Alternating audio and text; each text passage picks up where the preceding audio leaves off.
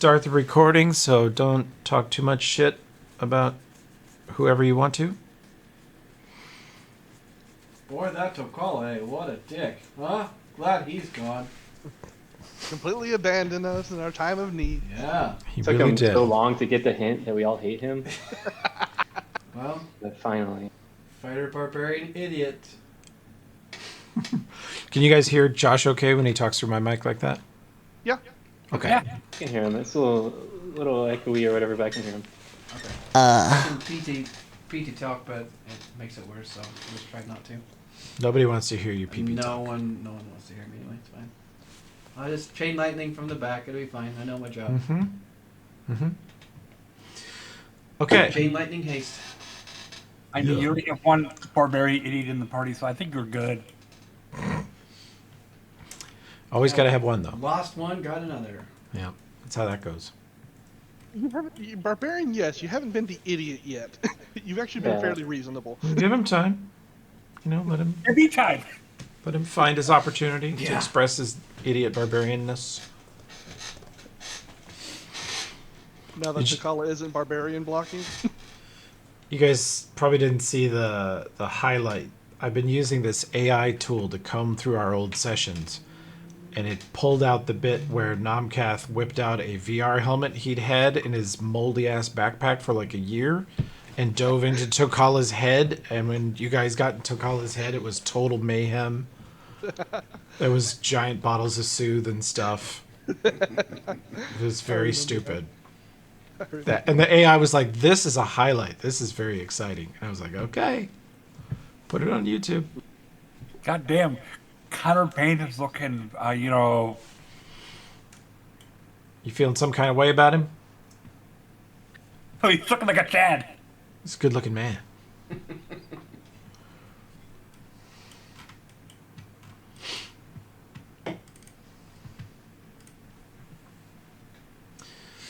Alrighty then.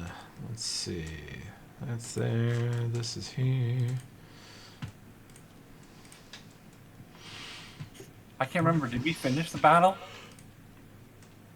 I think so. I don't remember either. Pretty sure we did. Pretty sure we did, yeah. With the Chelsea can Myrmidons extra- and all those guys.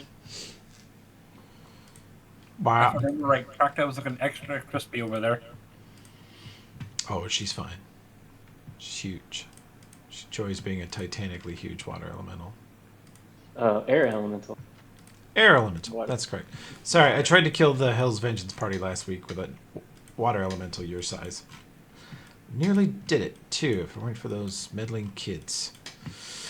So we were outside of town rescuing a Technic League captain from assassination while allied with a different Technic League captain after giving 50,000 gold to one of your most hated Technic League operatives. I don't know what's happening to you guys.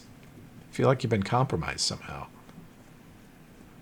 Yeah, Lost our moral compass.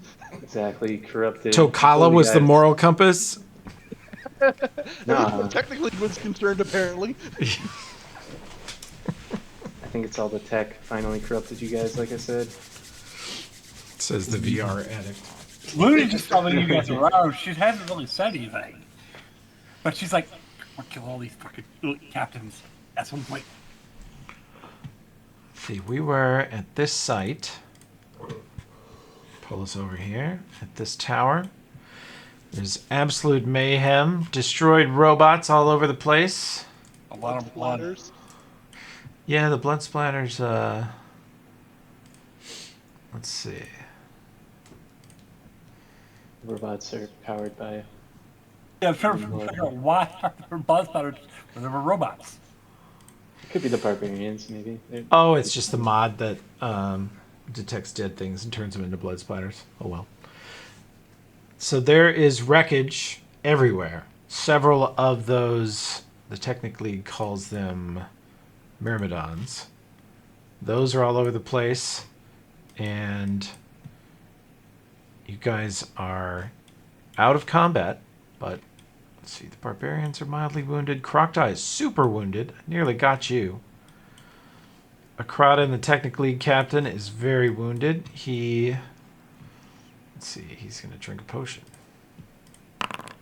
Because he doesn't like being super wounded all the time.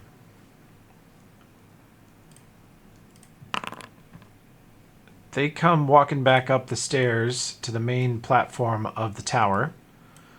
Elias, the other technically captain, shakes his hand and looks at you all and says, "Who are they?" I can't move. You can't move. He must pause. No, it's not. Definitely not paused. Okay, I just moved. Oh no, Ryan, you're gonna have to. Oh, there you go. I was like, you're gonna have to reload. It's all gonna break. It explodes.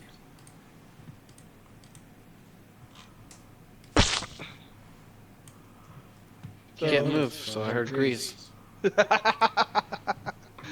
That is so often called for in this campaign. I want to see, Greasomancer for sure. Tokala's next character, maybe. The only thing is you'd have to do Mythic so that you can get Mythic grease so that you can actually light on fire. Ooh, nice. Toby doesn't play with mythic rules. Yeah. Yeah, man, I could not enjoy the Pathfinder CRPG game because of that. Okay, there's the sound unclogged. And these barbarians, they've lost a couple guys to the robots. They come walking back up the hill. And Elias turns to regard all of you and the giant, super damaged air elemental. Do you guys want to heal or anything? Who's really bad off? That's the dwarf job. I'm really bad off. I was up in the sniper's nest the whole time. I'm fine. I barely took any damage. It's kind of sad.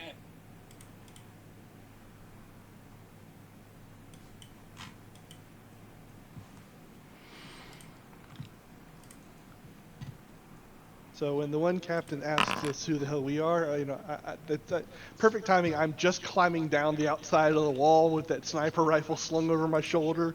Mm-hmm. Drop back down, turn around, basically say, "We're the ones that just saved your ass." He and Akradin have a kind of hushed conversation very close to each other, and Akradin is basically saying they've chosen sides for us. And Elias looks at him and nods. And he says, "Well, they guessed right. I wouldn't have allied with them anyway. So what now? Exiles in our own city? What's your plan?" He turns to you all to ask. Honestly, undo some of the bullshit. But you know what?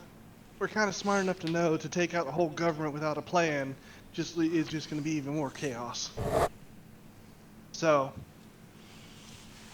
kind of a lesser of two evils. You two and your allies have better reputation. That you might be able to stabilize this place and actually get it running something decent.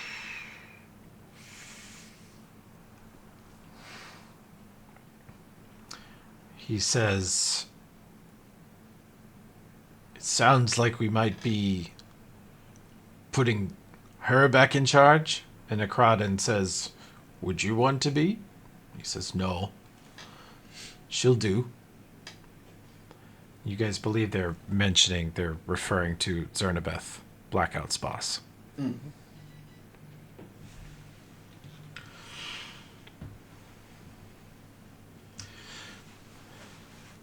He says, "Well, what would you have us do?"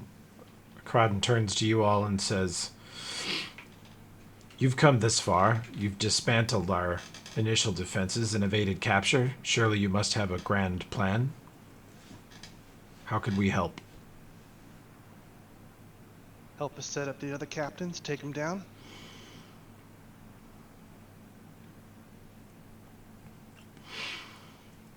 What about the Sovereign? Should he remain in power or should he be replaced? can he remain in power? Elias says that Osman and Gartone have the Black Sovereign on such an incredible regimen of addictive drugs. He's barely functional. Not even sure if he could be cured at this point, but I was gonna say, is he salvageable? he would certainly or is it a suffer. host cause? Yes, he would certainly suffer horrendous effects if he is forced into withdrawal from his drugs. But the barbarians will listen to almost no one else. We've destroyed the production facility of the worst one.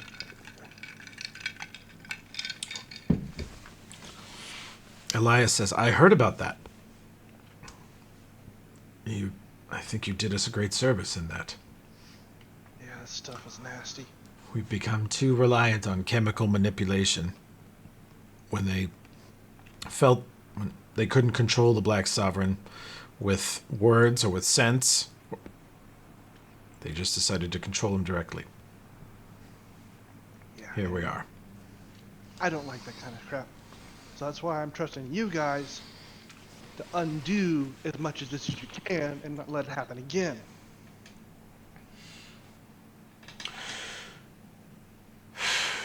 Well, we have just been... This was an all-robot force. That suggests to me that they have not told the troops yet what they plan to do. And Akradin nods, agrees with him, and Elias says, that means there might just be time, if we talk to as many of our operatives as we can, figure out which side they come down on, Osmond or Zernabeth. And this will weaken our opposition and give us some support if you're going to do what I think you're going to do. Finish chopping off the other heads? Yeah. So here's a question, since you guys know the inside more. Are we better off taking out the rest of the captains, or striking for the Sovereign and using that to lure him out? If you attack the Citadel, Elias shakes his head, and Akradin says, there's no way. There is a significant force of the Sovereign's troops still absolutely loyal to him that will not let you just walk in there and either kill him or cure him. You'll have to deal with them. And if you have to deal with them and our colleagues in the Tech League at the same time, well, only What you know the your odds hell of is success that? there. Don't mind me. Crocodile's just going through all of her weirdest forms. It's no big deal. Just druid. Just I have a The water plan. ape. That's the water ape. as a druid, she's Yeah. her basically her own fidget spinner. Like if she gets bored, she just starts shifting. So I would like have come up in ape form. Hopefully they wouldn't have seen me as a Kasaf. That's the only reason I changed it. Okay, I want these technically people to know I'm Kasaf. gotcha. Anyways, when they tell me that, Nomcat just kind of nods. Yeah, I figured that, but I also figured there's a chance you guys knew something on the inside that might be a shortcut. All right, Well, looks like we're gonna be who were you planning to go after next? whatever the next opportunity was. It's been a while, so I'll remind you guys that you paid 50,000 ruble goobles to Hirsik for a couple bits of information. One was this introduction to Akradin, and the other was for the location of one of Gartone's most essential safe houses. Ah, that's right. Something that the other Technic League captains don't even know. We got a bit of info on Gartone. Gonna check that out and maybe get a strike in there.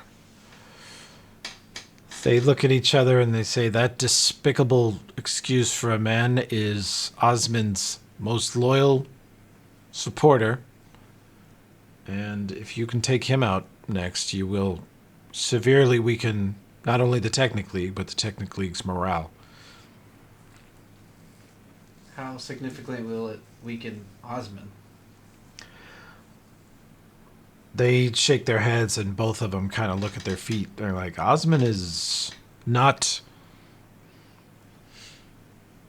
not one of us anymore. I'm ashamed to admit that he is just greater. Since he left and came back, he is so different, so much more focused and terrifying and stoic. He's just not. Whatever happened to him changed him completely. Like More lacking powerful emotions. or just mean? Piece of shit? What? No, he's not really mean anymore. He's very matter of fact and very sensible. Logical, even. Probably lacking Unfortunately, emotions, in other words. unfortunately, his logic has led him to eliminate or dominate virtually everyone in this city, and by way of that, the country. He is the real power behind the throne. But taking Gartone for him, Gartone is his primary source of the drug he uses to control the Black Sovereign. You took out the chemist downtown. If you take Gartone, you will probably eliminate the greatest part of the supply of that drug in the city. So if we take Gartone, then the Black Sovereign could become a key. We'll be forced to detox, but that will be a long and hideous process. But it doesn't take him off the board. It'll weaken him. Possibly some of his other supporters too, depending if they were taking the drugs as well. Mm-hmm. The drug is part magical and part technological. And so I don't know the full extent of the effect. A very powerful magic healing spell might be enough to counter its effects for a time or even heal him from some of the damage, but that's never been tried. Alfred, do you think you might be able to gather enough knowledge to help with some of this and help save the Sovereign if need be? If that gets us an upper hand? And see what I can do, boyo. Since our good buddy Eldrin's gone, you and Nomcath are our only engineers. Yeah, I've been studying up on stuff. I honestly, half the stuff I know, I don't understand how it works. I just know what to do to make it work. Out of character, just call me Tech Priest. Huh, interesting. Does everything on faith. It makes sense I don't like breaking the theme too much. So I don't like the idea of fantasy characters having in-depth understanding of tech. More along the lines of, I know if I flip this switch, and this switch, I get this. Yeah, I don't know why. Nomcath definitely comes at it from a nomad's perspective. He's very intelligent. He's very intuitive with mechanical things. He figures shit out. But he has no formal training in any of this, right? It's just what he's learned from Morgana, Eldrin. Isuma's very tech savvy, yeah. Yeah, it's not a skill I started with, but I've been picking up through the campaign. My first character was probably more tech savvy as well. The sorcerer? Yeah. Oh, she was all intuition. Sorcerers with their 2 skill points per level and their dump stat int. Ask Oldbrin. She actually had intelligence. I mean, just look how dumb Oldbrin is. It's staggering. Hey. It's Oldbrin. I know about dumb. So if the conversation has died down about like the technically eating Gartone and all that, eventually Crocta would kind of lumber up in ape form from the back and to the leaders, but also to barbarians if she passed by them. She pulls out her backpack, the Kasathan trophy skull that we took from that one house that we blew up. Mm-hmm. I think it was a technically captain. Or Oh, yeah. Abernethy. Okay. Yeah, so she'll just take that out and say, I found this in Abernethy's home. Have you seen any more like this anywhere? I'm trying to track them down.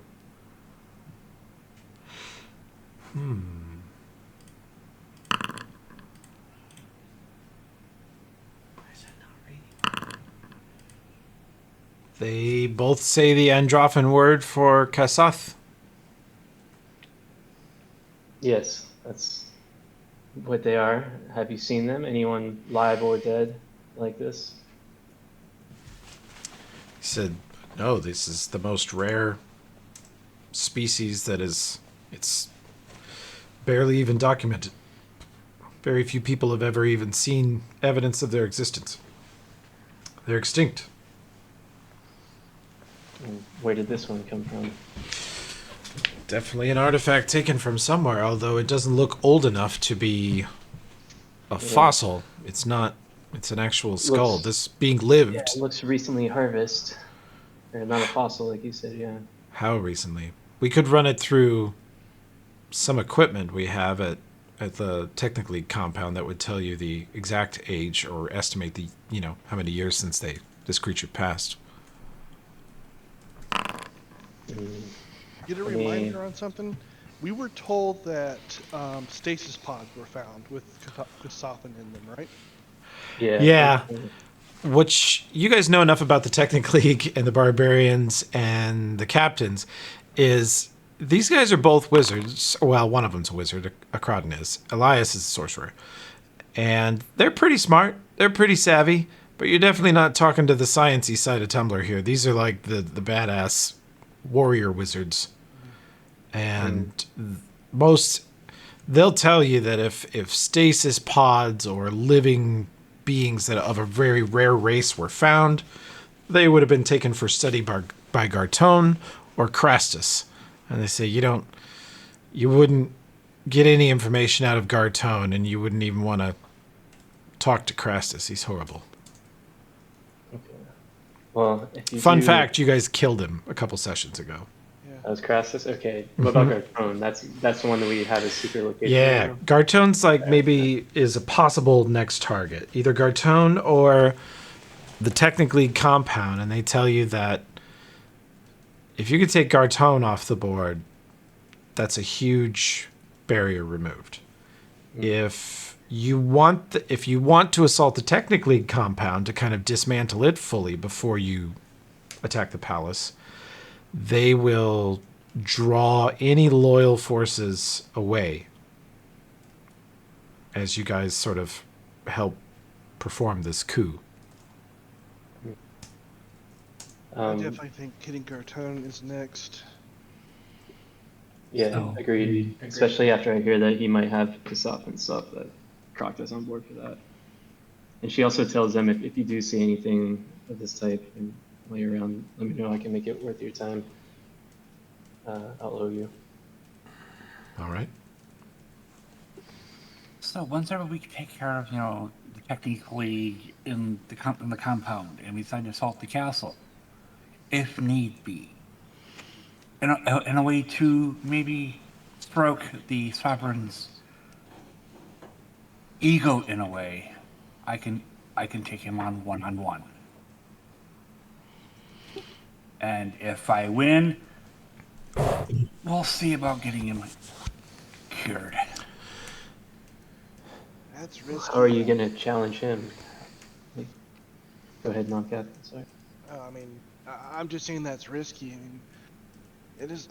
I'm not that familiar with the barbarian tribe, but even the rumors that my family picked up traveling, he's strong. Really, really strong.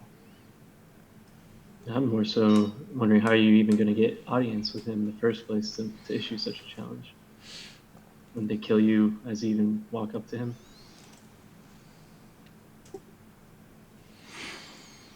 Luna, in your experience, it would be pretty difficult to get an audience with him. It's difficult to get an audience with him if you need an audience with him. Like if you're one of his high, very important people, one of his major city administrators or officials or warrior captains or whatever. The guy is high as a kite and hanging out in his brothels, his little, goodness, what do you call it? Not a brothel. Harem. He has multiple harems, and he's high as balls in his harem most of the day. Very difficult to get him to do any actual, king-type work at all. It might be difficult, but somehow I'll manage.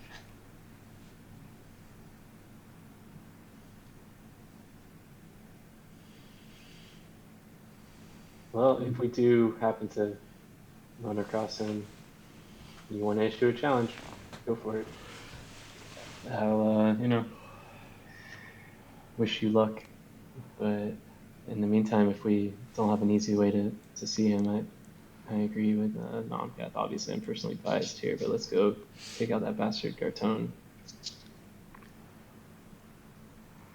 The more of that side we take out, the more allies, the more we weaken that side for the final assault between the ones we kill, sending them into disarray, the allies that our new associates can pull away.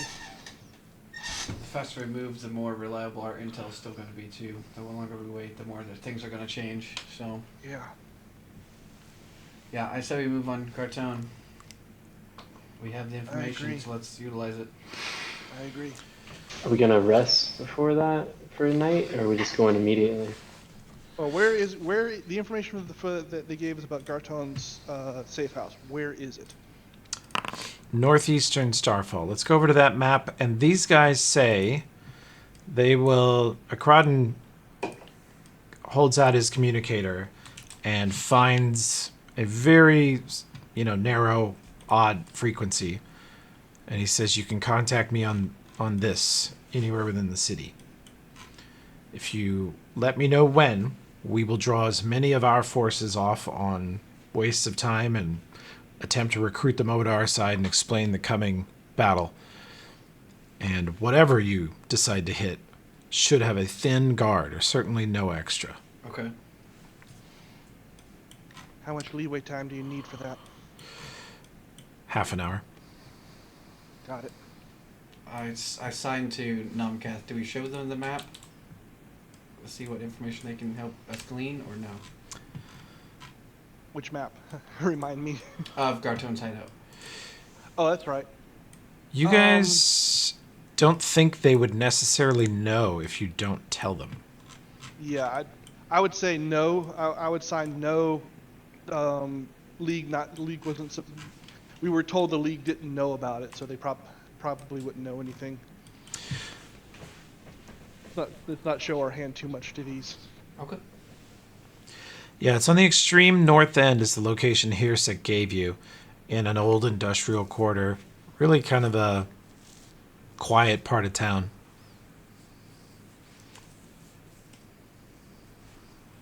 So I would say we plan on resting, regather our resources. At most, I might go and do a little scouting just to make sure if anything jumps out at us while the rest of you are resting, and then I'll come back. Okay. So scouting and resting. Pretty much. Okay. Where shall the party rest?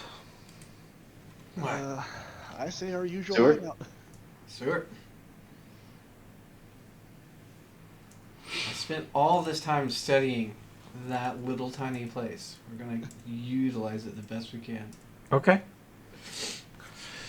Let's find the sewer sanctum. God, wish Foundry would let me put an ambient smell in for you guys. Wouldn't be able to smell it anyways, Yeah, okay. as I have COVID. Yeah, Josh had it last week. You poor guys. Hope you feel better. Luckily, I don't have COVID, but I just have my nose still plugged up. Josh is just endless, COVID last week, gonorrhea this week, who knows what next week. I'm shooting I for think syphilis COVID by actually the end of the year. permanently messed up my smell. Yeah? Yeah, my mom had it back in 21. She still can't smell a damn thing. It messed up my sense of taste for about a week. Yeah, I can smell stuff, but yeah, it definitely feels like a lot, so it's not as strong as it used to be. I have a huge sweet tooth, and for that week, I could not taste things that were sweet. I could still taste spicy and savory. It's the weirdest disease ever. That's crazy. That would be... I lost a couple pounds because I walked past many plates of donuts. That's what I was going to say. On the one hand, that'd be so sad for me, but on the other hand, it'd be great because I wouldn't eat sweets constantly. Yeah. Oh, I see Oberon's old token. Oh, yeah, he needs his new one. Get my new token. Okay. Not like he'll know the difference. He can tell. Yeah, I also can't see, his health bar. Really? Oh yeah. Yeah. Let me fix that. Prototype token. Always for I can't see Luna's or Oh, Crocodile's really? health bars Really? or Interesting. Olin's.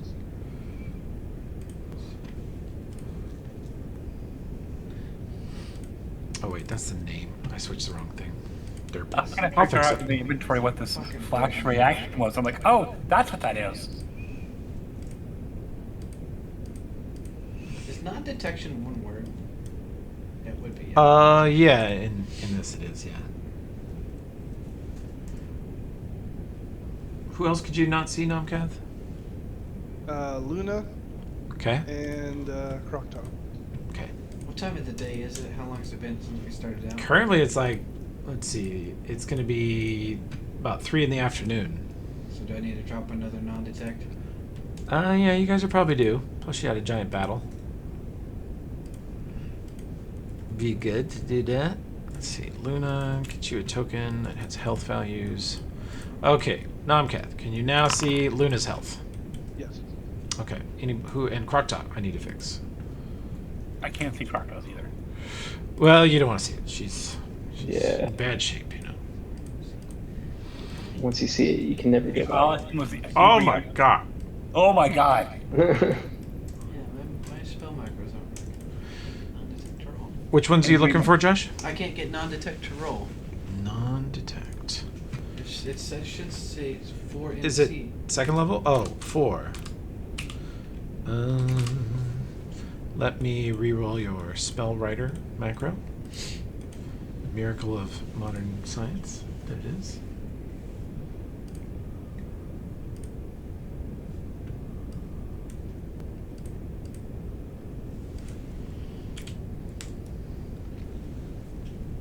And then crocodiles going off on a run.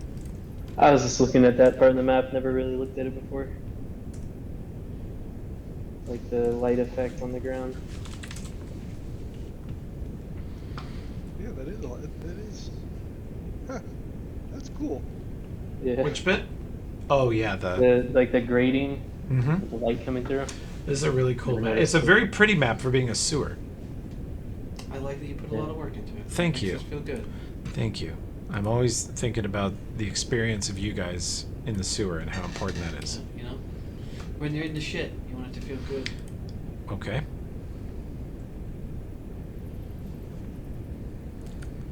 Yeah, this place is like nicer than my house, I think. No. Surely not. I don't know, man. I am in like a tiny ass apartment in New York. That sounds awful. I'm sorry. I had a quick question. Is this just thematical? Say No, again? that's the sanctum mark. We put it underwater so it's harder for people to see if they came down here, I think. So Yeah, sneaky. the Wizard Sanctum. Yeah. Okay. I'm curious, Mike. Is that just there thematically, or is that actually there? That's actually there. It's actually Okay. there. Okay. I didn't know if it was part of the map or something. Well, it is now. You know what I mean. We don't believe in math. Yes, I do. Huh. I wonder if something's wrong with that spell. All right. Well, any other business? I'm gonna trigger this for you, Josh, Yes, and please. tinker with the macro for a sec. Okay. Any other business for bedtime? Well, For like I Bonzo. said, I was planning to do some high-level scouting of the area. Okay. Okay, you want some fun stuff to go scouting? Invis wouldn't last long enough, given how far I've got to go. So, well, you know what? Go ahead and give me a regular invis now, because that'll make it easier for me to get out at I was gonna least. say regular invisible lasts quite a bit. Yeah, that's true. So yeah, just give me a regular invis, and Wow. I'm not planning on getting involved in anything. I'm not even planning to get any closer than a couple of blocks and use my telescope. You know. Mm-hmm. Okay. Non-detection communal is active on the party. Nomcath is going to go back up to the city, and we'll do a little scouty wowdy for him. Yep. You're starting way down at the south, but just tell me how you're going to move through the intersector, the busy business part. Well, I'm gonna eat. Oberon's giving me invis, so I'll just. Yeah, Okay. my macro's not working. You're gonna have to click spells, buddy. I'm sorry. Oh, which one's not working? All of them. Really? So I do have a It quick worked. You question did for it you. earlier. Yeah, it's weird. It's, We're looking for invis. yeah. 2 INVI. Is that what you're doing? /2INVI. That one's working. Okay. Which one wasn't working? I was doing it wrong. Okay. Okay. A quick question. That's okay. It's a pretty complicated apparatus we built here, Josh. You want to disguise their numbcast you? Sure, because that'll last even longer. Okay, what is the to disguise? Where do we go? How do you spell disguise? That would be disguise others second. It'd be 2DO, right? Yeah, it's good disguise. 2DO. Looks like that's what it is. Let's see if it works. It works. Well done. Are we doing a full rest? Yeah, I'm Nomcast just- scouting though I'm just before you loading up rested. Nomcast so you can do Okay. some scouting missions. I was gonna say if but then I realized the spell I was gonna cast on Nomcast probably is self only, but I will give Nomcast a heroism. I'll take Okay. Adds to skill Skill checks. checks. Yep. Cool. Very good. What's the duration on that, Rye? 2 hours. That's great. 2 hours and 20 minutes. I mean, he's probably not going to be gone that long. No, like I'm just. It'll take I'm him doing 30 real- minutes to stealth up there, and then he'll look around however long he's going to. Okay, so we Do we are know- invisible and okay. disguised through the middle of town. Anything else you want to do before I stretch in there? And then go ahead, Enrique. What were you going to ask? I can ask after the scouting. Okay. No, that's gonna be pretty much it. Okay. Just give me. I don't think it even matters much. You can go ahead and give me a stealth check and a perception check.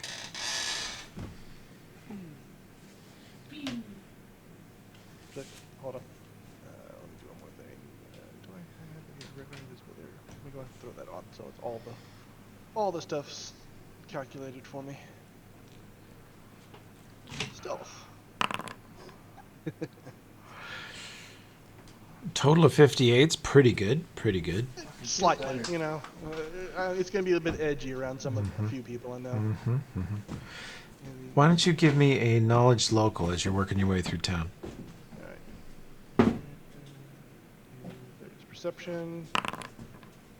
Okay. And Very good perception. knowledge local.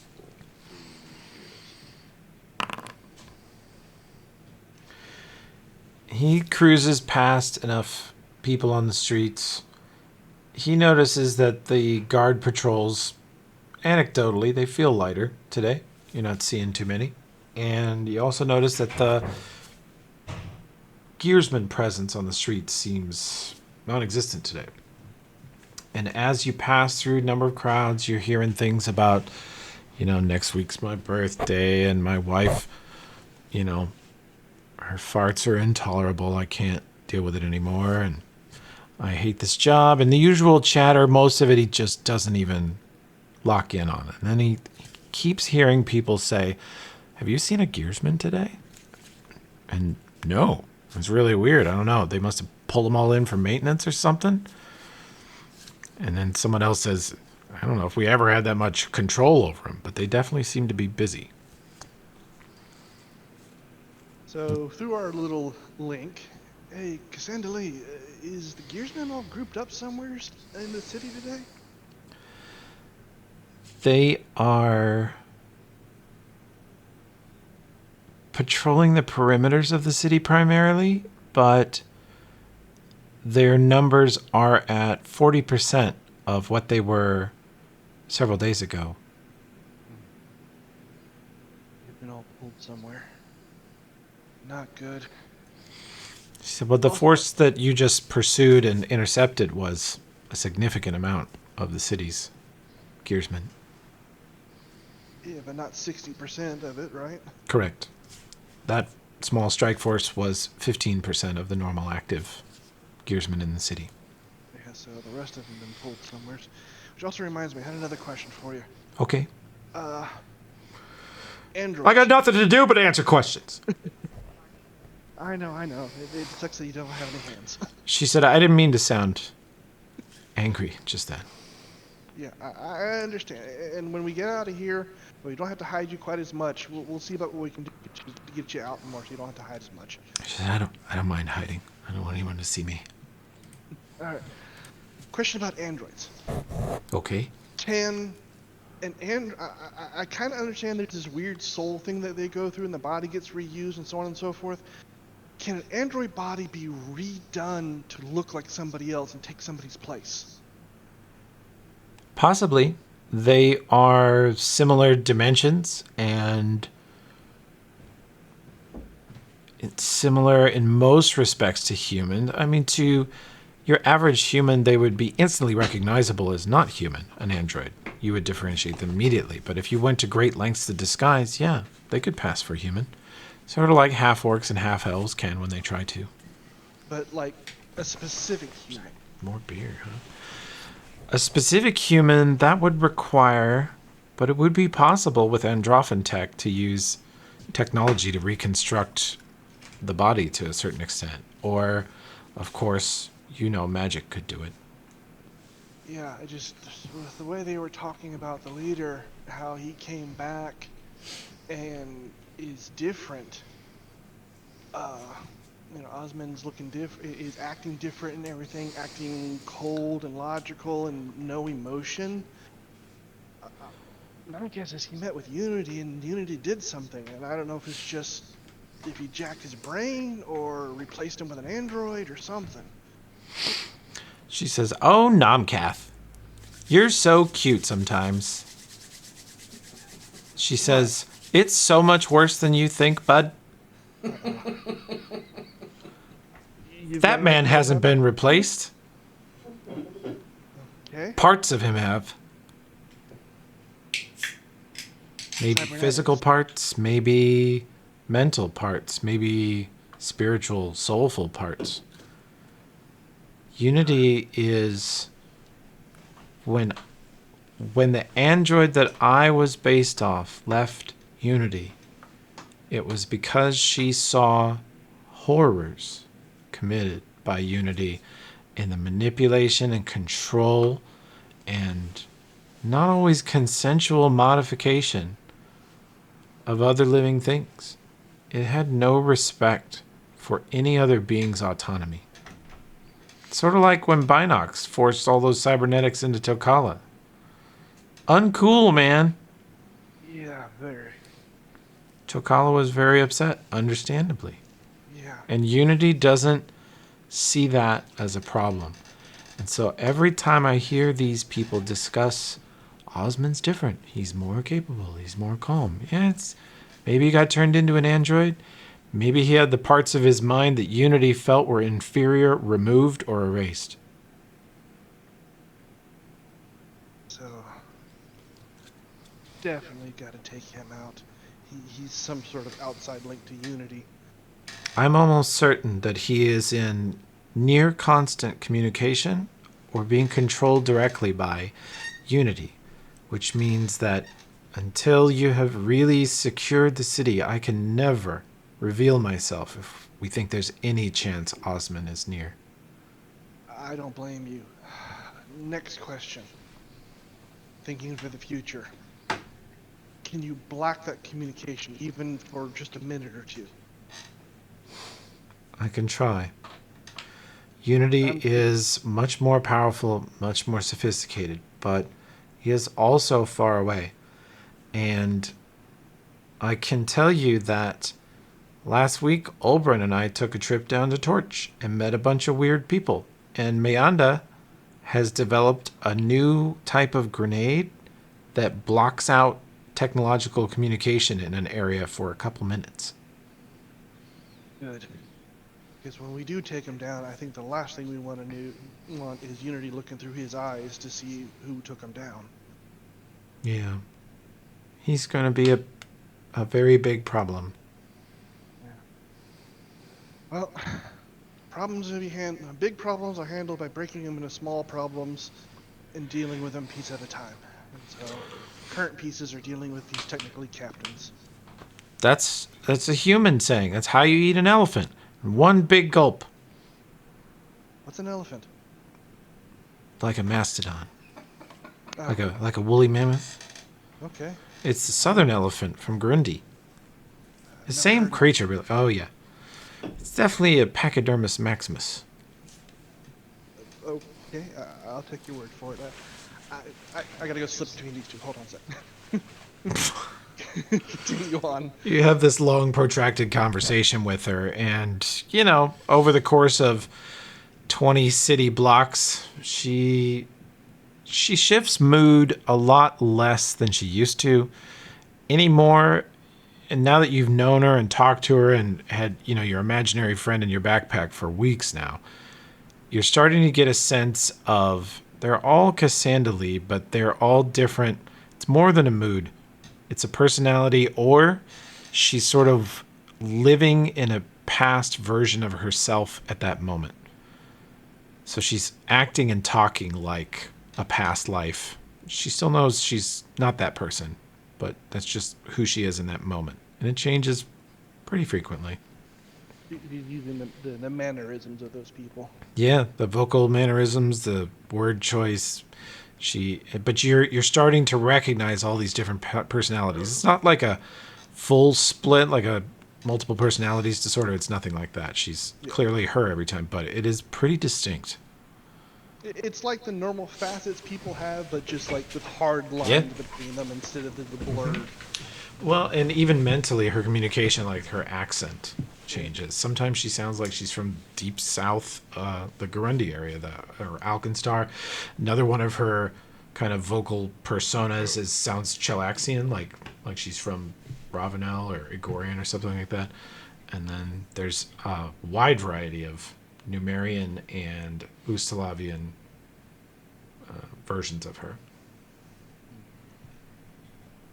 Anyways, like I said, cross all the way up there, and my plan is to get up on a roof, a block away at the closest, if not a couple of blocks away, and just kind of spy on the area with the spyglass, and make sure there's nothing that doesn't look out of place from the map we were given. If there's indication of extra guards or undercover guards lounging around in the area, all that usual stealthy roguey stuff. Okay. You surveil the area. You settle into a good spot where you can see most of this structure.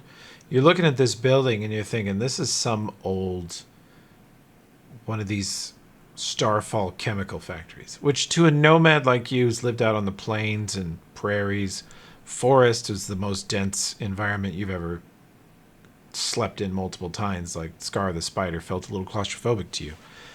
And then here, you're like, in this city, they will just absolutely pack buildings up against each other, fill them full of filth, run chimneys burning God knows what all day. And this building has these lines, these long, wide, reflective black and green slicks next to its smokestacks, where it looks like whatever has happened in there for years has left this sort of polluted sludge stain across the top of the building in two big wide black lines. And then I won't even make you roll for knowledge engineering, plus you have her with you. There are chunky power lines going into this building. There's power routed through this city all over the place. It's basically the most modern city on the planet, I think. Alkenstar might be close. But this place definitely has power, electricity going into it.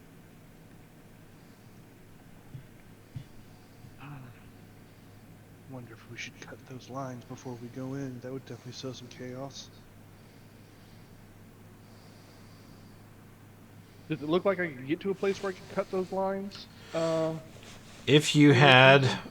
a gigantic industrial sawzall, they're huge and wrapped in enchanted clay plates that are basically like sawing through steel. Unfortunately, that left with Takala. So. Oh yeah, like I wasn't even thinking of that, but yes. All right. Well, there went She that idea then. says there are no gearsmen in that facility, but there are multiple electronic biometric devices. Like monitoring devices. Yeah, cybernetics Uh, that are incorrectly connected.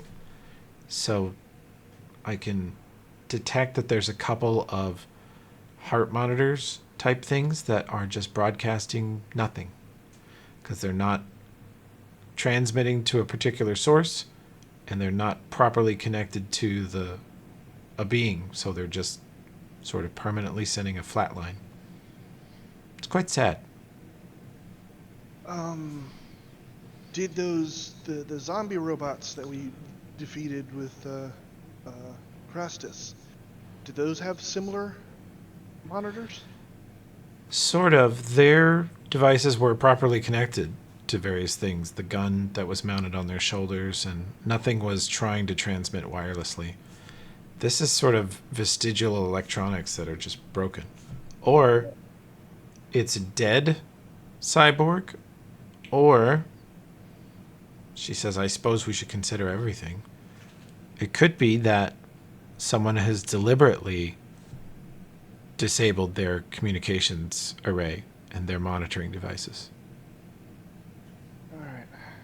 Just trying to get an idea of what we might run across so we can be prepared for them. All right. Looks like it's pretty much close to what he was talking about, and I don't see anybody on the outside. Let's head back. Okay. You guys head back through the city. You. Oh, by the way, I would Well, have also, since we do have that communications net, I would have shared the information of what I was seeing in bits and pieces over our communication net in case any of the other characters had something. While you're there, look for this kind of idea. Yeah. Does anybody have any thoughts or requests? Nope, they're all asleep. They sent you out to scout and they went to bed. Now, I was gonna ask. No, go ahead. you're asking a barbarian what the, what their idea is. Hey, Earlier, my question was gonna be, like, if we had any sense of Gartoon, like, are the types of people he would have around him, like, are they people or is it robots? it doesn't look like it'd be anything for robots.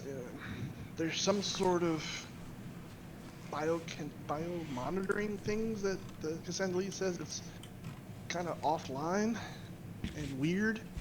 So there may be something weird in there, but I don't think we're going to see much in the way of robotics in here. Okay. Oh, she did mention also that, and other people are commenting, like more than half the gearsmen are gone, and the ones that are left are pretty much strictly patrolling the walls. So that's weird. Could that be our allies pulling them away? No, remember they don't exactly control them. It's all Unity. You know, they somewhat listen to the Technic League, but for the most part, it's Unity that controls them. Could they all be in where Unity is? I don't know about that. We don't even know where Unity is, but Unity's in the mountain, she says. oh, that's good to know now. Very far underground. Okay. Something would have been nice to know earlier. Okay, yeah, we're right. You never asked. Yeah, because I didn't assume he would be here. That's my fault. So yeah, we've been operating literally under the nose of a giant, mad technological god. That is just Perhaps to the best wonderful. of us. Less than a mile as the crow flies. Oh joy! If the crow could Somewhere- fly through millions of tons of piled rock, scrap metal, and the hull of an ancient spacecraft. I could fly through most of those. Bragging. Alfred. Information that could have been brought to my attention yesterday. Alright, let's head back. Or we're heading back, and we can plan on hitting the place tomorrow. Okay. I'm going to scoot you guys back to your... We'll just bebop back to the sewer snack town. And we will rest the party.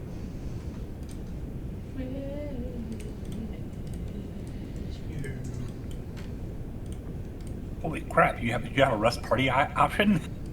Mm-hmm. Nice. Yeah, I don't even have the newest. The newest version of the macro switches off all of your buffs, rests you, and then announces it in chat. It's pretty cute. The only buff it didn't get rid of was Super Plus. Yeah, I leave that one on. That one never. Except for Oberon, he doesn't have Super Plus anymore. Well, it's a level of Alfred at this point. Super Bless is up all the time. It's just ever present, basically.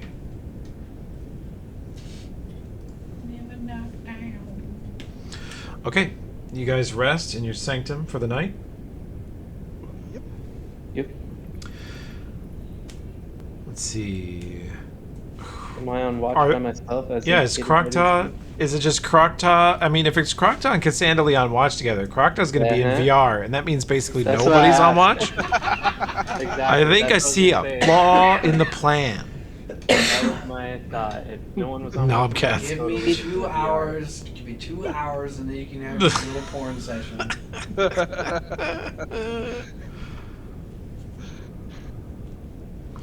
The Knobcast was on watch with me. Yeah, I would shift to first watch. Well, I guess. Are you VRing on your watch when you're supposed to be? if Knobcast lets me, I'm gonna like start messing around with it and just be like, yeah, you got this, right? I mean, this is pretty safe. Cassandali's little tablet is sort of floating, levitating about 3 feet off the ground in front of Croctaw, who is sitting kind of crisscross applesauce in a meditative... She looks like a statue of one of those Hindu gods with her forearms in this perfect focused pose with the magic stone between her hands and her eyes closed. She's clearly in the zone. So, question about this communication, this spell, because I figured we would experimented enough with it by now to understand it. So, a party line, or can we actually send like private messages, where to either to just Cassandra or individuals within the group? She says, if you tell me I only want so-and-so to hear this, I can make that happen for you. But I would, of course, remind you that I can still hear it, so don't talk shit. Alright, then just to Cassandra, if anything comes up, dump her out hard. Her face on the tablet that's facing you fades out, and you see a windswept desert of beautiful dunes and a number of figures running lightly across the top of the dunes together and sliding down the other side and reaching a rocky area and sitting under the shade of these rocks in the cool air next to the desert and passing around a gourd of some liquid. And they're all Kasath nodding to each other and clearly telling a story, and lots of hand waving and gestures. It appears to be very jovial. Yeah, you see like Crocta's like very friendly body language that like you've never seen in person. He's just like laughing, like throwing her arms up, like patting people on the back, just like having a blast. Yeah. In this desert vision. Yeah, that's your thought, Domcath. You're looking at Cass's screen, watching her run through VR in absolute bliss, and you're like, "Who is this bitch?"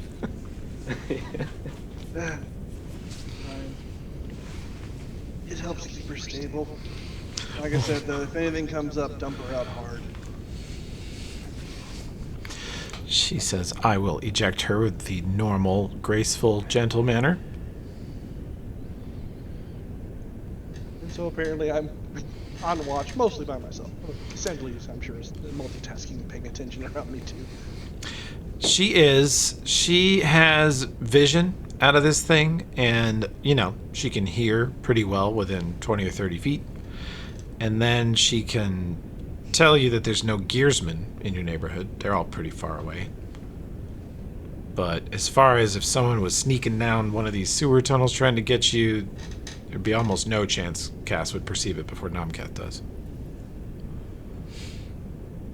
Understood. She says when I'm hooked up to the truck, I have all kinds of other sensors, but when it's just this thing, pretty limited. Yeah, especially since you have to conserve power, because we can't keep you charged up very often. She says, I'm doing pretty well on power. I just don't want to use too much wireless communication. Could be detected. That makes sense. Alright. It's not be the first time I tend to watch by myself. Nor will it be the last. She says, I'm just passively picking up these signals. There's still only about 40% of the population of Death Room was rolling around the city.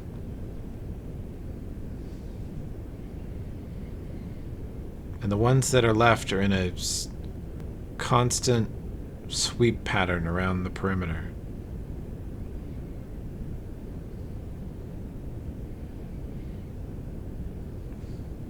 Well, first watch passes quietly.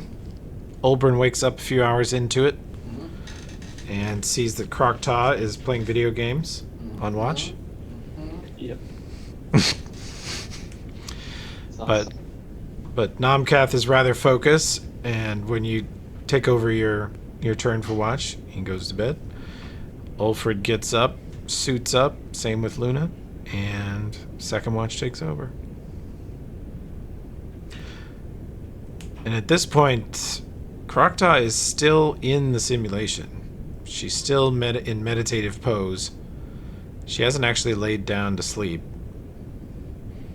If no one Cass, send does a anything, I'm message. gonna just stay. Yeah. Cass, send a message to Croctaw and tell her she probably needs to rest and get spells back. She says, Cass says, I can tell her that, but this process actually rests her. Better than normal rest? Mm-hmm. Wow, nice.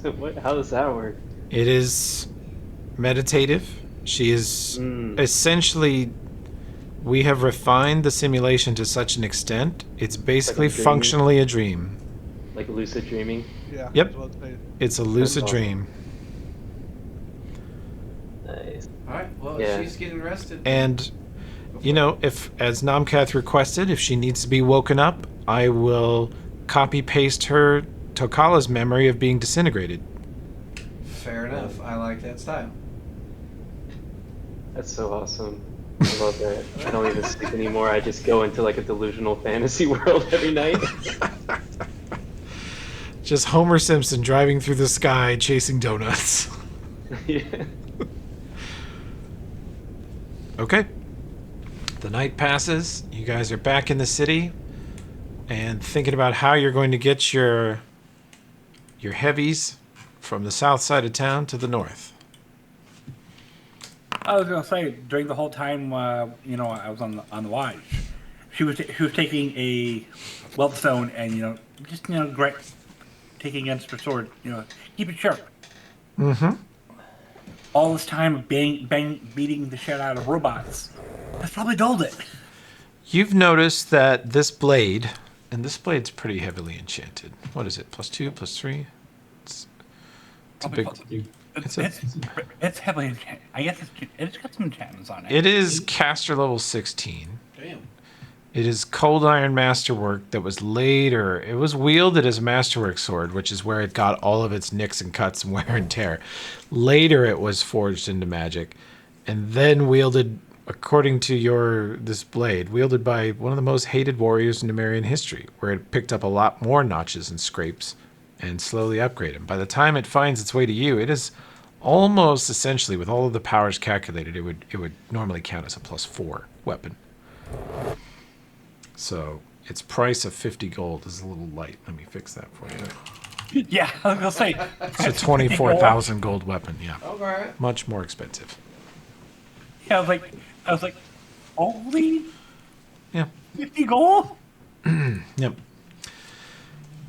So yeah, you keep it sharp. It is a beat up, weather worn old thing, but the balance is perfect and it still cuts great. So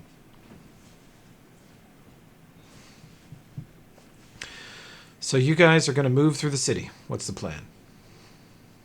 Windwalk us. Oh man, just go. Or if we don't want to do that, I can save the spells for something else. But it seems like that's been our go-to so far. So far, yeah. I mean, it would get us there the least detected. Yeah. Okay. And Do we need? Sorry, go ahead. I was gonna say, with a reduced party, you'd be able to do it with one spell now. So I was just looking up. Yeah. So okay. Yeah. Got rid of that dead weight. Both of them. Okay. And cast a couple spells. What's Tokala been doing lately? Is he still just like going around the city, fucking people up with his priests? Do you want to try to communicate with him? He has a communicator, and you guys taped the knob so that he couldn't change the frequency. Yeah, sure. Maybe I would have done it. Yeah, go ahead. You try to reach him, and there's no response. You think probably the battery's dead. One thing we didn't think to tell him: show him how to replace the battery when needed. You Well, we could. know how to charge a battery anyway, so. No. Right, yeah, I'll windwalk us. Have Nomcath point me in the right direction. That way, look for the other smokestacks. All right. Cass says the current array of gearsmen in the city happens to be optimal for detecting external threats and subterranean threats. So that's why they're gone? Because of Tokala's group? They're subterranean. Maybe. I And mean, we hopefully do know he was external. planning to stir up trouble. Mm-hmm. She says with their current pattern, if anyone were to attack from underground or against the outer wall, they would be detected and responded to very quickly.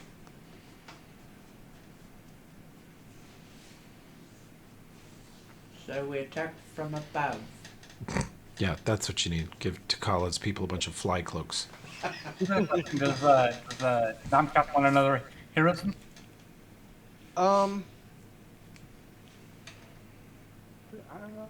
Yeah, go ahead and give it to me. Give me heroism. Alright, that's for you, and then I'm gonna give myself a heroism, unless of course somebody else wants one as well. I'm good. I think I'm gonna stay out of the front lines this time. After getting zapped to like 2 HP last time. Yeah, it was quite heroic, but maybe stupid. It was very heroic / stupid. I give everyone fire protection. Thank you. Cool. I cast contingency that if I drop below 0, I cast false life on myself. Oh, okay. If you drop below 0, false life. Cool. I'll also do. I'm turning on your prop fire. Prop fire set at 120. So bad why am I bad at the English? Turning on everybody's cast net. I assume everybody's going to be connected. Yep. And everyone's Fitting. super bless.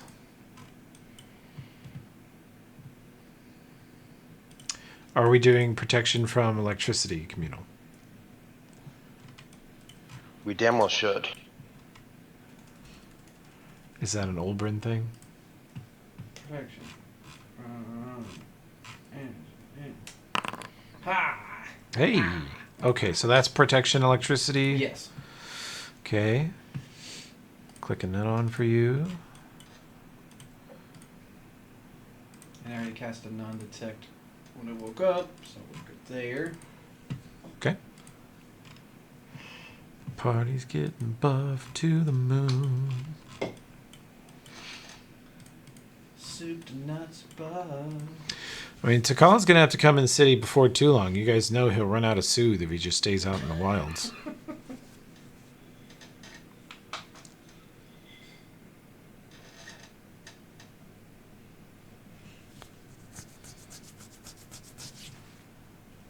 I don't think I have any other spells that I can cast that would, make it. Okay. So we are airwalking across town, I think I heard. Windwalk. Yeah, wind walk. Wind walking, even better. Wind walking. Vastly. Air walking would be not quite as secretive, but pretty Yeah. cool. There's a bunch of people running through the sky. It'd be very epic, When we're walking, just air walking across the sky. Like, hey guys. Yeah. Never see us go. What time of day are we attacking this place? It's currently 7 a.m. I say we hit it first thing in the morning. It'd be a different time from when we normally do it, or everything else we've done. Yeah. What's the plan for entry? Just going in large and in charge? Or you got any kind of plan of ideas? Do we have a file with the map again? A who? A flap with the map is what I heard. A flap with a map. A flap with the map. File yeah. with the map. Oh, the map of... Garton. I think that's That You have a map of the Technically compound. Oh, technically, okay, not the safe. Okay, I'm Yeah, yeah. okay, never mind then. It just looks like a big factory to me.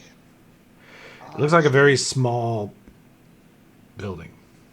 No, it was a small building. I thought you said it was a big factory. It was a factory. It has industrial ventilation, and it has years, decades of pollution coming out of it. Awesome. But it's not that big of a building. Okay. It's maybe like Yeah. 50 feet wide by 50 feet long and probably 10, 12-foot high ceilings. It looks like just a small warehouse. Probably the best thing to do is just charge it and get in there. Sounds good to me. You guys did have, and I'm going to just admit to you that I forgot what time we decided, but Hirsig did have a recommended day and time. It is the correct day, and I think the time you want for Garton to be here. I'm struggling to remember because it's been literally months, but I want to 7 say it's a.m. 7 a.m. is a perfect time for when Yeah. Hirsig said Garton would be here. I don't have any problem with that continuity. Yeah, exactly. There we go. That's Makes why sense to we me. picked 7. That's pretty why- bad when the DM doesn't remember. Man, and I could look it up on YouTube, and I could have the AI scraper tell me, but fuck it. I It was remember 7 a.m. Totally. Yeah, I have perfect memory of it. Enrique's completely full of shit, and that serves us well right now. So let's go with Never it. happens. So. Dear God. All right, good deal. So you believe he will be there this morning as he comes by his secret factory of filth for donuts. Oh, nuts. Donut. And like I said, it's Luna's gonna steal us donuts. Hell yeah. All right, let me Say do we go in this. loud. I mean, we could repeat the last secret place and crash the ceiling again if we wanted. I mean, that was kind of surprising. I don't know. I think I'm gonna hang back with Olbrin this time. Try to keep myself a little clean. You guys have fun though. If you want to crash the ceiling, I support you. I mean, Wolford's pretty good at that. Would you like me to? Can I? I mean, if we crash through the ceiling, whatever we crash it through, we could break something important. I don't know. Oh, actually, yeah. Like their This bloody guy might skulls? Well, they might have Kasaki stuff. They said.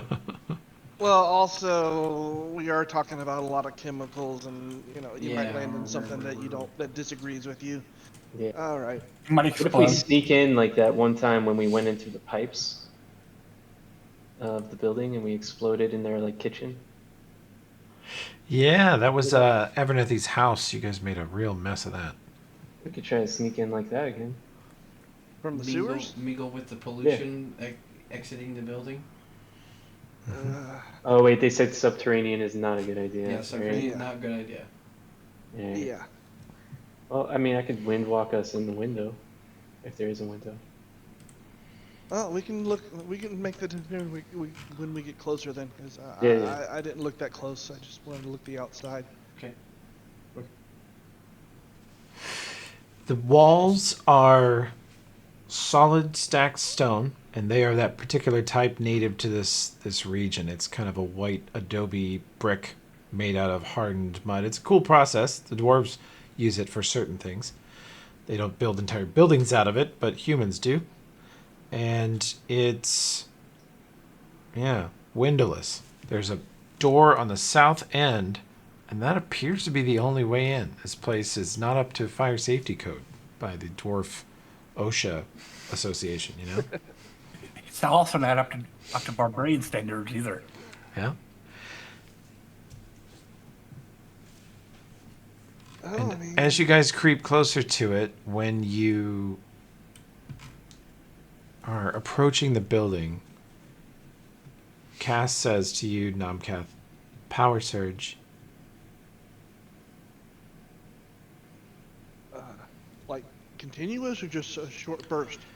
Still continuing for the moment. Currently at 7 seconds of 400% of what the base power was a moment ago. They're in the middle of doing something right now. I think this would be a good time to go in. They're going to be distracted with whatever's going on. Okay. So we're going in? Yeah. Okay. There is a front door. Hey, Oprah, do you want to rocket dwarf the door? I thought you would never ask. Oh, I can't barbarian rip through the door. I don't mind one. I mean, you could both try to do it at once and just see who's the better door smasher. I mean, I was literally going to go into rage and then become large. I've just, I think it would be best if you guys just ran at it together like a couple of kids sprinting for the ice cream truck. The macro doesn't work anymore, but I'm gonna Which one? click my wand to fly on Midfield. Yes, you have the new item macro format, which I don't understand. Okay, fair enough. Try WOF, Wand of Fly. Wand fly. There it is. Anybody else want to fly? I don't know how many charges left I got. According to this, you have 6 out of 50 left. That's the other thing we need to do is make the item macro tell you the remaining charges. Alfred Numkath. I'm always flying now.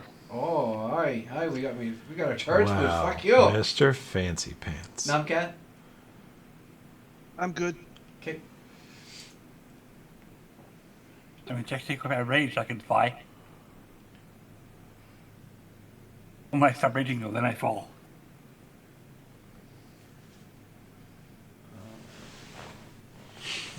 Okay, so who's going through the door first, or are we... I am big in for this.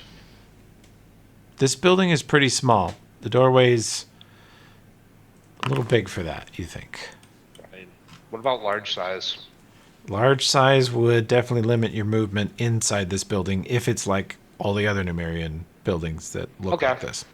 I'll just stay medium then, and I will try to rocket dwarf. Okay. That's for you, Numkath. Greater. So you guys are just across the street buffing, and then at some point, Ulfred activates And Luna Iron take Man off. mode.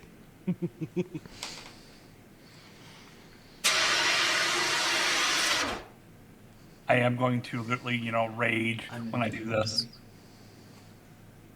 Okay. Who's going to hit the door first? I have 90 feet of movement. Bam. Bam.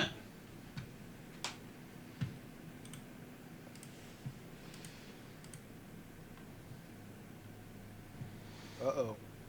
This is a special map. Well, What's so special about it? Right there, it says music by Michael whatever his name. Yeah, I don't know why that says that there. That actually shouldn't be there. Thanks for pointing that out. But I'll definitely make it before you. This I love this artist, but we haven't used the this artist in months, and so I had our Patreon subscription to them off, and then this map broke, and I had to flick it back on today. I don't know where that shit came from. Okay, you may roll initiative. Initiative. Initiative. Ooh, good roll.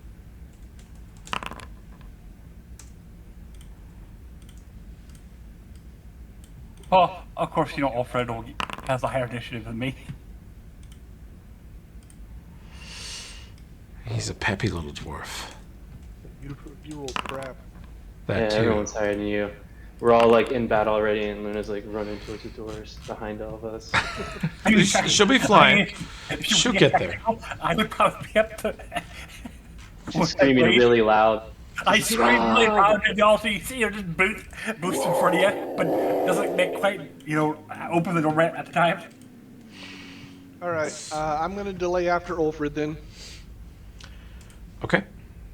You delay after Alfred. Oh god, zombies. Oh god.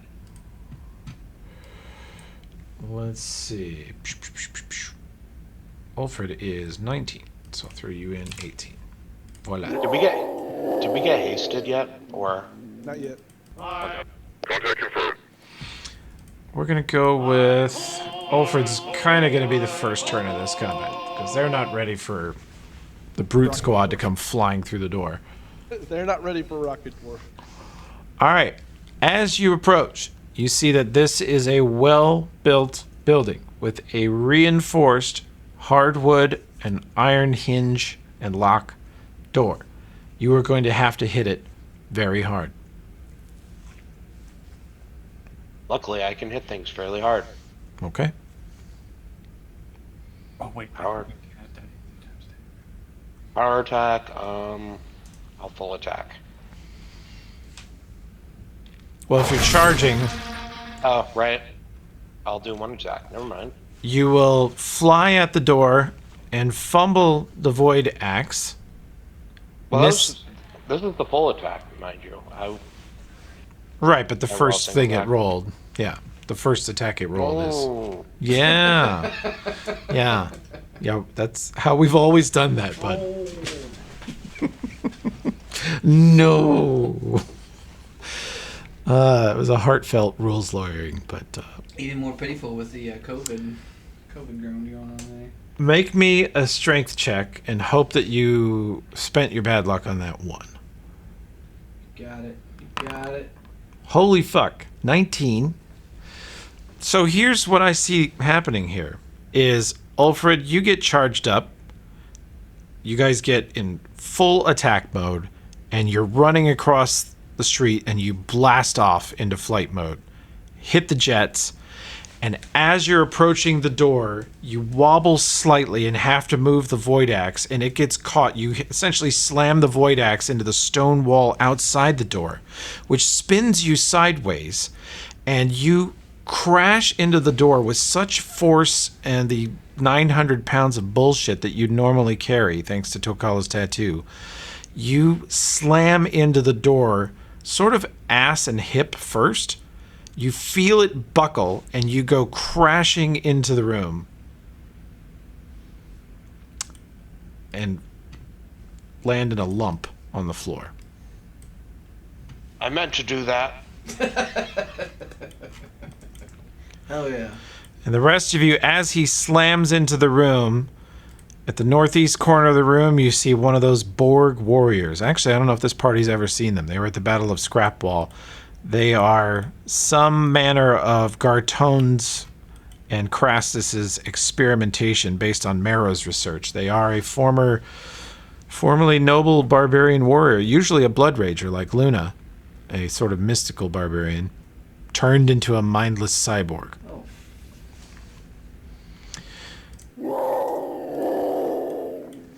Well, he said he'd get that door open, and by God, he delivered.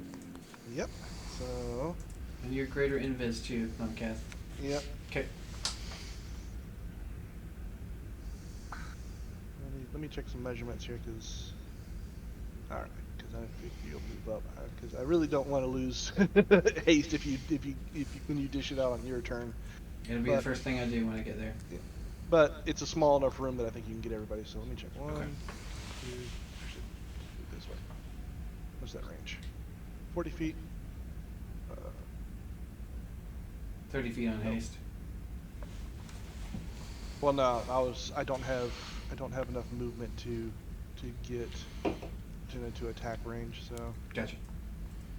I'll move here then. All right.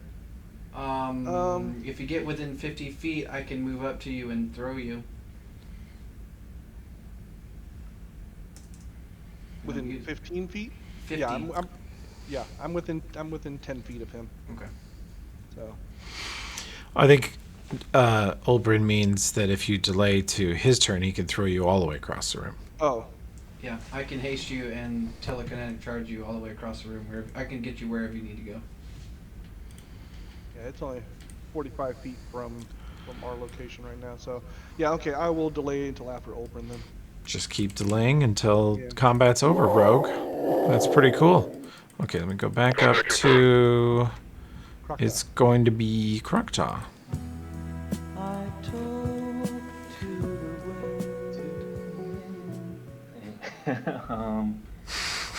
I miss these hype tracks when we don't play this campaign for a while. They're all quite good. Yeah. There's so few people in here. I don't want to waste anything. So, Crocta is just gonna levitate up some of the stones on the floor here and just hurl them at that one guy's face that we can see in the right corner. Hell yeah. That's pretty big. Let's see. This thing hits on touch, I believe. It's touch ace. Probably. Well, maybe. Nope, not touch. Damn. That's okay. He is flat-footed. And so this is a hit. That is a confirmed crit for 40. And then the last one slams into the wall. Makes quite a bit of noise, but does not connect. Nice. And then I'll fly not too far from Oberon, but I definitely will fly out onto like one of these boxes in front of me. And actually, how far? What's the range on haste again? 30. Okay, sweet. Yeah, I'll fly and like land on one of those boxes, kind of take cover from the guy. Man. Now we know. What do we know? We know what we never knew before, What? which is that it takes level 14 for Croctaw to consider positioning for haste. No, That was a long wait. Yeah. only about 8 levels worth of experimentation. what it really came down to is the meditative state finally. Where Yeah. I can no longer sleep. She looks I'm so finally at rested. peace. She looks like 10 years younger. She's so rested, you know? Bags Yeah, for under her eyes are gone. Yeah, if she didn't cover her mouth, you would see she's actually smiling. Yeah, you fucking nerve-wracking sons of bitches. Wow. Oh, wow. That's rough. Okay. Fair. When you Fair. slam 100 pounds of shattered stone into this guy, he stumbles backwards and takes a bunch of damage. You can see it affect his armor and his body, but no pain reaction, no flinch, no shock. They react about as much as a gearsman. Wow. One level off, and it would have come with adamantine. Oh, really? Wow. That's cool. Have to use that next level. Contact confirmed. Reacting. Let's see. I need my... Nope, not gonna have time for that. He is going to move here, turn the corner, and make sure this is set up right, because sometimes the spell is not. It is not.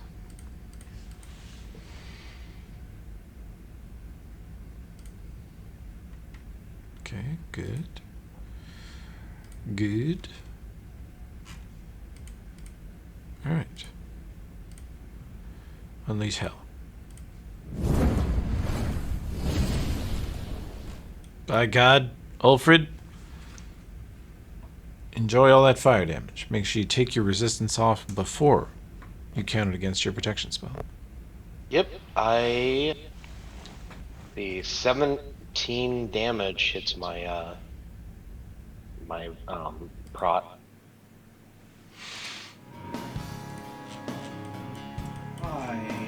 dutifully move into position where I can haste the entire party.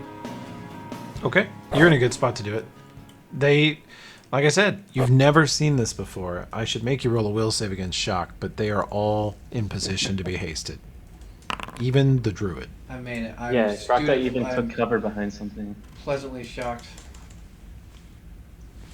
Alright, so cast using Quicken's Big Dick Quick Stick. Okay. Come on now. That might actually have a macro. Did we actually call it Big Dick Quick Stick? No, it's Well, it doesn't really matter because it just allows me to quicken the Right. swift cast a spell, so it really Okay. doesn't matter. It still uses a slot, so. Metamagic Quicken. Oh, hot, hot, hot, hot! Hot, hot, hot, hot, hot, hot! Okay, it has the sound effect. It's not exactly appropriate, but placeholders are fine sometimes. What's that from? It sounds familiar. Oh, South South Park. Yeah. Oh, yeah, that's Stan. That's definitely Randy. Yeah.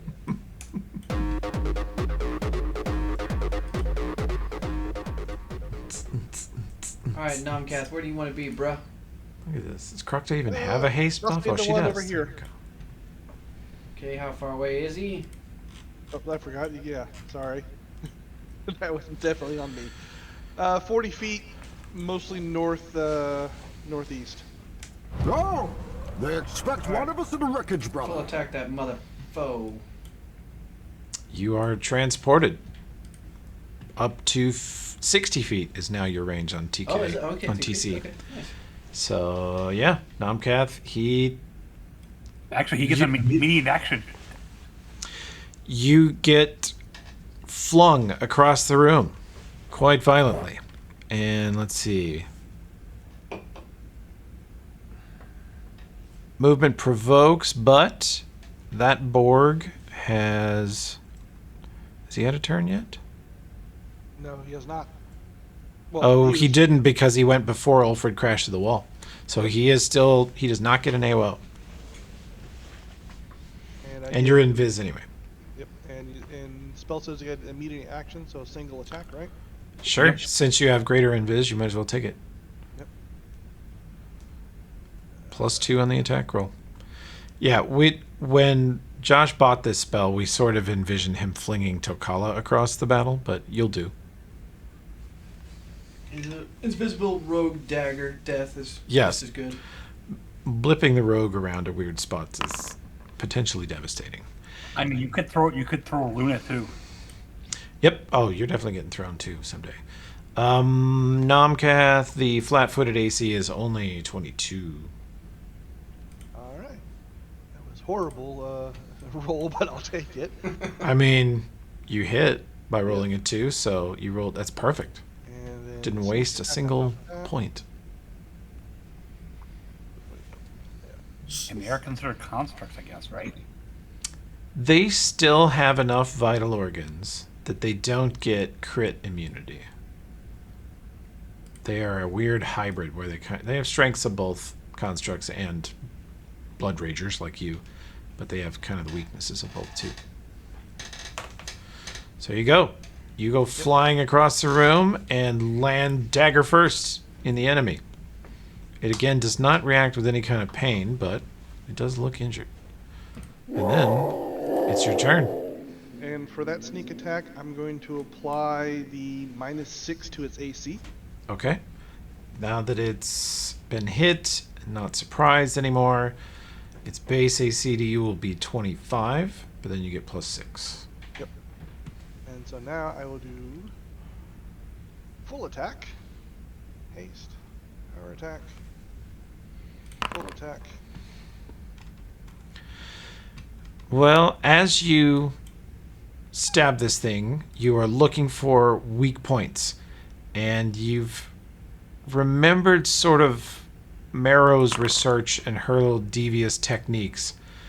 And so rather than going for vital organs that a living creature would rely on, you're mainly going for joints, strong points, major muscle groups.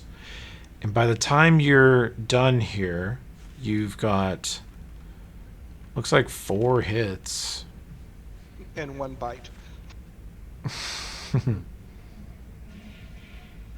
So If that you and bother you me. have yeah, like one sneak attack is going to put him down. Just go ahead and do one. He's very close. that was a horrible one. And yet it was enough. You carve him to pieces. You take out any sort of lower body locomotion, take out the shoulders, and this leaves him so vulnerable that eventually you see an opportunity to just sever the spine right between the shoulder blades, and you do. And he drops like a 350-pound sack of potatoes, and he's done. Surgical. Your token can't see, but you know there's a guy to the left, Luna. Okay, so can I technically like 5-foot step and then charge, or no? I'll let you charge from here. You came crashing in the door like Kool-Aid, just like Ulfred. Only you didn't fall down. Yeah. Yep. So then, can't full attack, but I can vital strike it. Go for it. 36 will hit. He takes 50 points of damage. He is a very tough, 52. heavily armored. Oh, 2 for the... Against technically. Okay, that's what. He is a little technically man. He really is. Okay. These scrubs...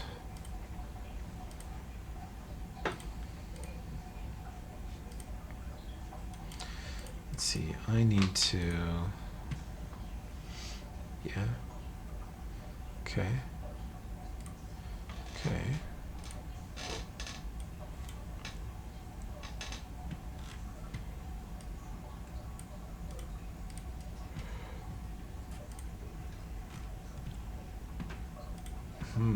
What are we doing in here? Okay. Oh, sure. Absolutely. The wall to the north has a shut door, a number of crates and barrels and other things stacked up against it. It does look like a tiny warehouse, and you realize that the room you're in is only a third of the building. This wall to the north separates you from probably the greater room in this building, and under the floor, through the cracks in the bricks, you see it immediately, these black lines between the bricks getting bigger and then spilling out like a black ooze that immediately forms into tentacles.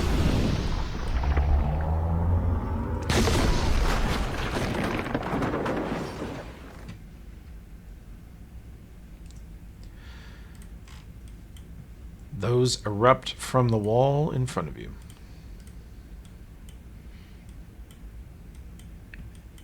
Ooh. Fun.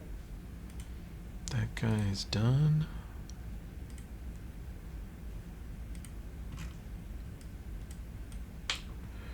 Okay. Rocket Dwarf. Rocket Dwarf stands up. Hell yeah.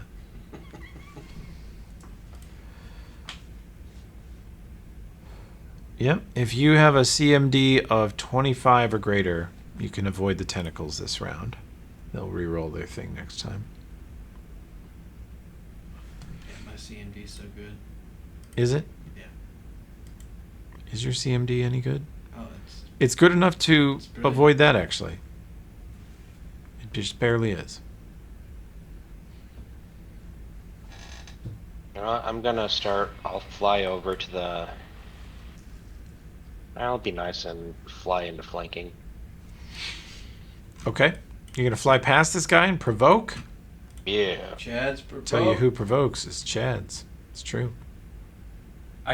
Does Oberyn have, or Alfred have outflank? What? Outflank? Nope. Okay.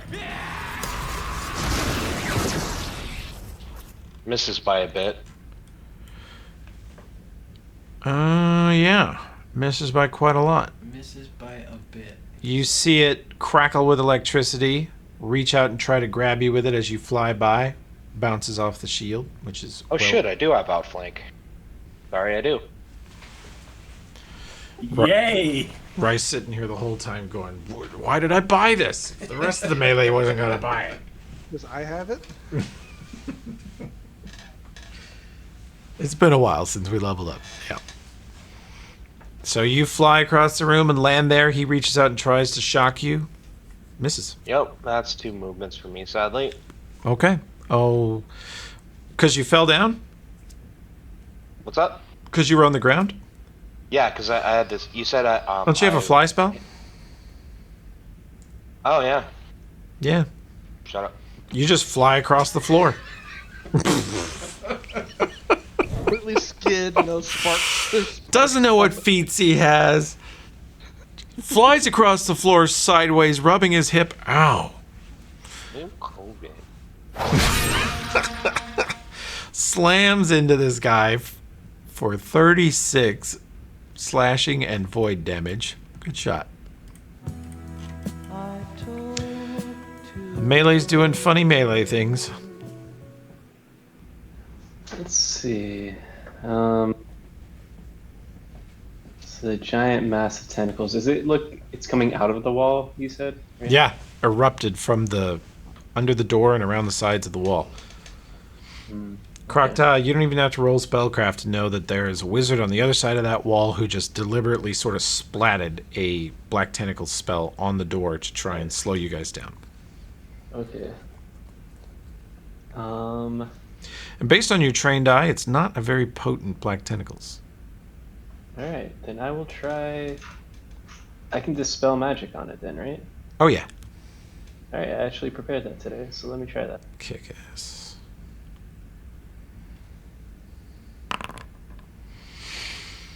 So what do I need to roll? I've never tried to dispel anything. I feel Give me a caster level check. All right. Where do I find that one? Should be up there with your spells. Let's see, is your spell thing Oh, I see it. I got it. Yeah. 19. I believe that's enough. This is not that great of a spell. Yep, spell with the highest caster level. Well, let's see. You actually did roll pretty piss. So, 8th. What level is this? Oh, perfect. It's gone. You exactly did it. Nice. Got it by 1. The black tentacles Awesome. recede and just disappear. Magic fight. All right. And I'll just move up slightly. Hell yeah.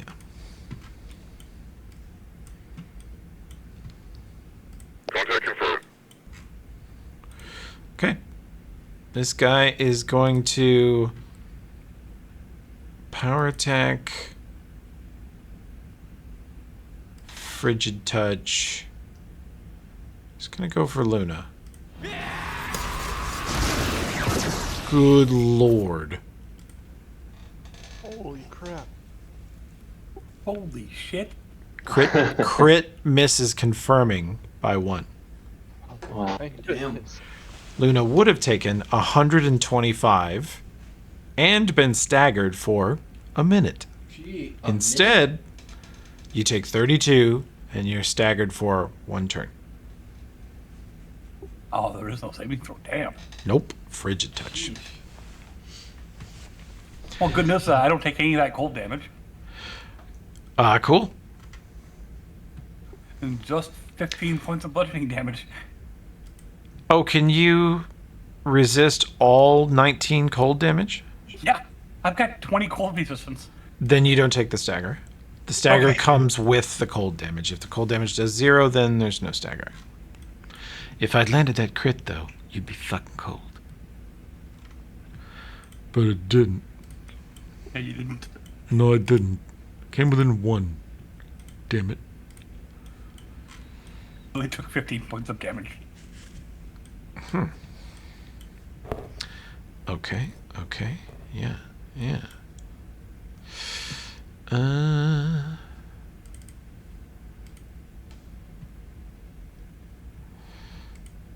Oh, that's how he does it. Okay.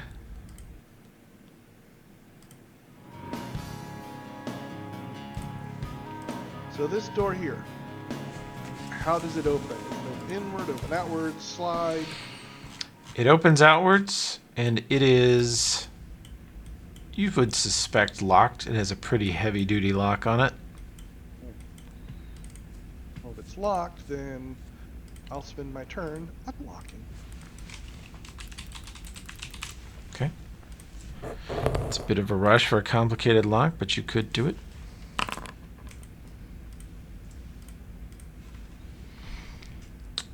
$39.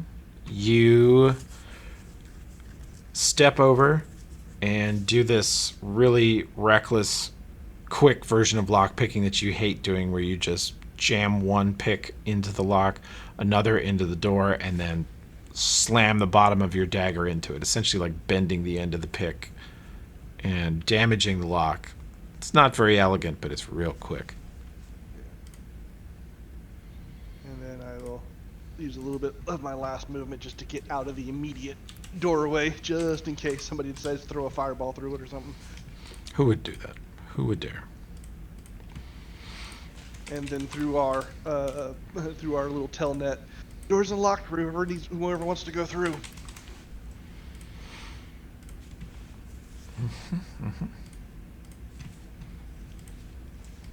Okay.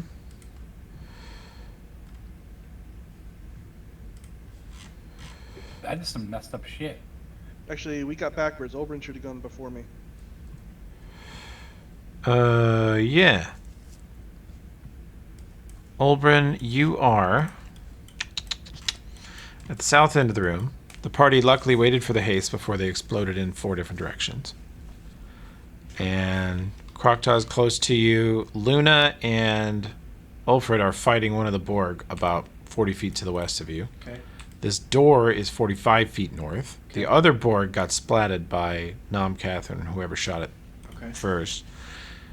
Yeah, and that's the situation. Okay, so I'm gonna big dick quick stick Okay. that, so now I can see Nomcath. Uh, Sorry, I hit the wrong spell. Can you give that back? yeah, you want see invisible, not yes, invis? Yes. Sorry. Okay. Second level. Yeah, they're the same level, so. What the? Dude. What is your C invis macro? 2 CSI, right? 2 SI? It should be 2 SI, yeah. There it goes. It worked. Okay. So Let me make sure the buff is on. Give me 1 second level spell back. I did. Okay, you did? Okay, so I'm going to cast See Invis on myself so I can find Numcath. Boom. And then... You can now see Nomcath. He is up against the door on the north side of the room. So then I zip to him. Okay. I do the same thing.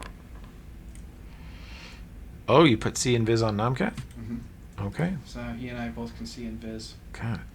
It's like this party, it's like a learning computer. You know? It's wild.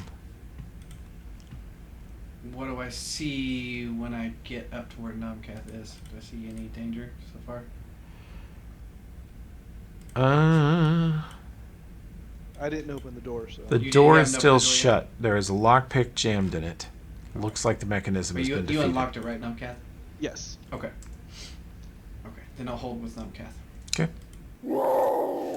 Nomcath pops the lock. Luna. Luna's gonna full attack the Borg monster.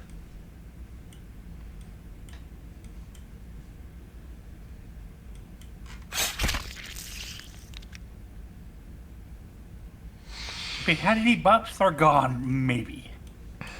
Man, let's see.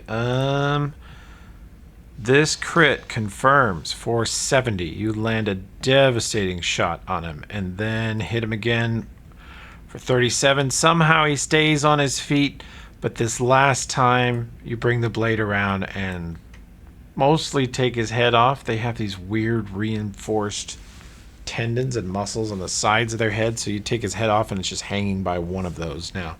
And he drops. He's done. And then she will 5-foot-step. Okay.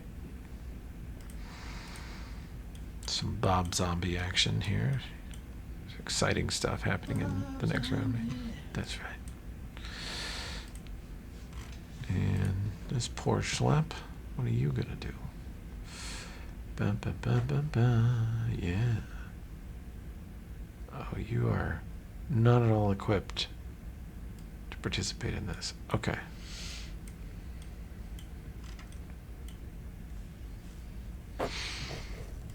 Okay. Okay.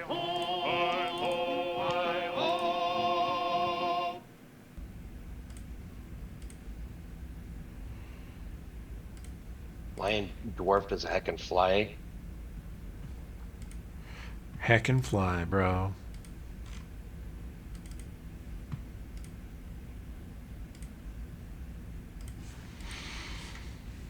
Nothing quite like a. Oh, you The guys fuck? need. You guys actually want to come in the door then? Okay, cool. Yes. That's interesting. I guess I'll have to unlock it then.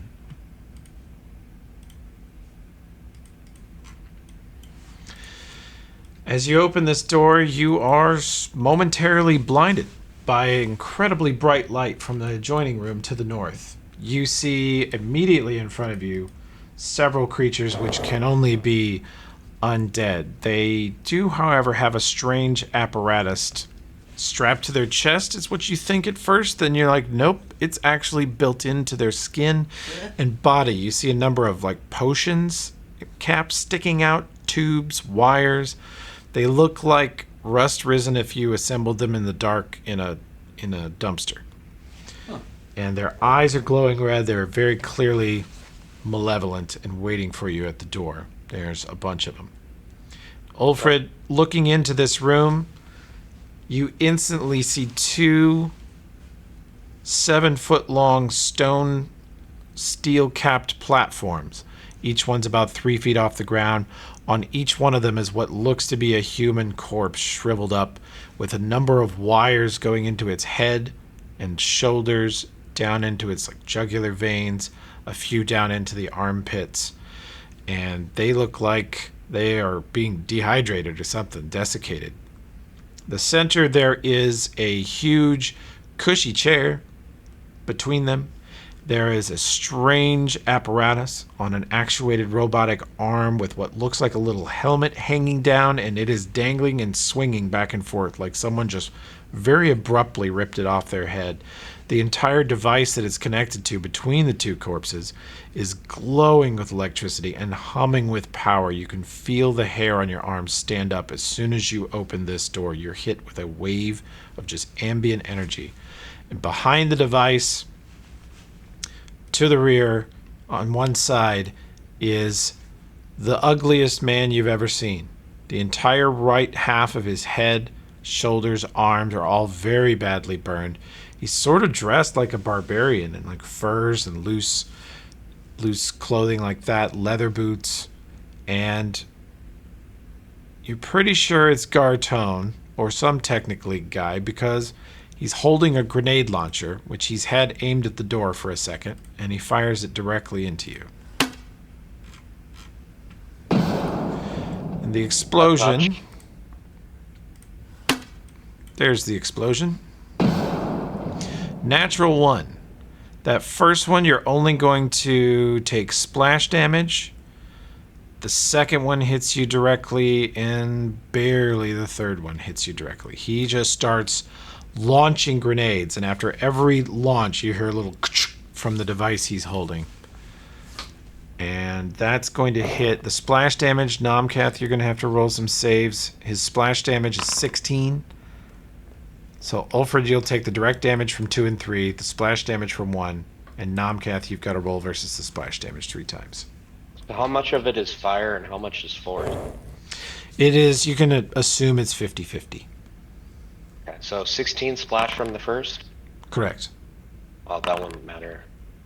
How much force resistance do you have? Nothing has force resistance as far as I know. Yeah, I don't. You'd have to specifically cast a spell against it, I guess. Alright, so what's the DC for the reflex save? His DC for his splash is 25. So I take no damage. There you go. Rogue bullshit. Rogue bullshit. Nomcath, you hear the thump, and with not even a tenth of a second's hesitation, you throw yourself away to the right and up against the door, assuming that your buddy Alfred does not need you to be there while he gets blown up, and that he'll probably survive it anyway. And indeed, you watch multiple grenades slam into his chest and explode, and you can see a great part of the explosion is instantly like sucked up by the fire spells and his inherent resistance. Still have a little bit of move left. Just take 3 grenades in the face and take basically no damage from it. Cool. That's And crazy. walk forward. Cool, I don't cool, think cool. I have enough to get to him, so I'll just whack one of these zombies. Okay, did you just Chad provoke from the zombies? Fuck yeah, I did. That'll miss. You're just doing it on purpose now. Yeah, absolutely. I'm soaking up AOs. Absolutely. The one on the left. Okay. That strikes home. It has a garbage armor class. It is definitely not a combat capable undead. The void axe cuts through it like butter. It's not armored. It's not natural armored. It's just kind of like one of these desiccated corpse with a bunch of stuff attached to it for some reason. I'll yell, the zombies are bollocks. Go for the wizard.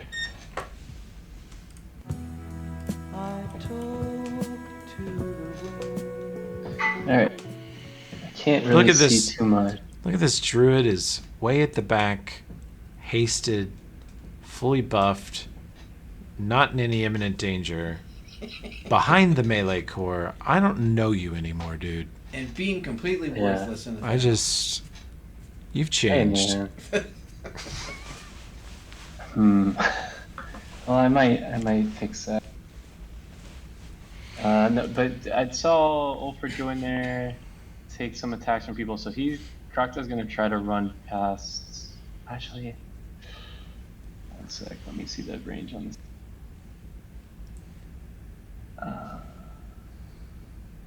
30-foot cone. Ulfred's pretty sturdy. All right.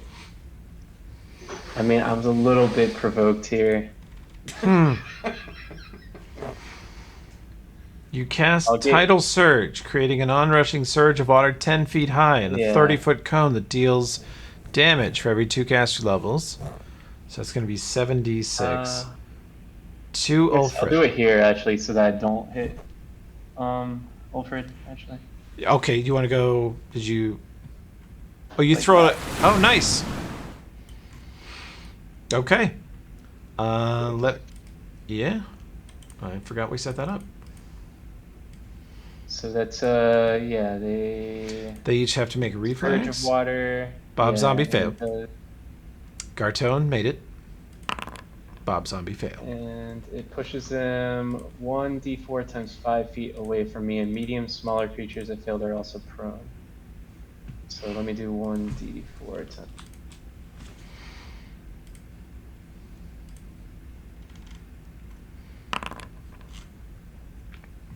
That doesn't seem right. That must be just a 4. Oh, wait, oh, by the way, so it- 20 it- feet?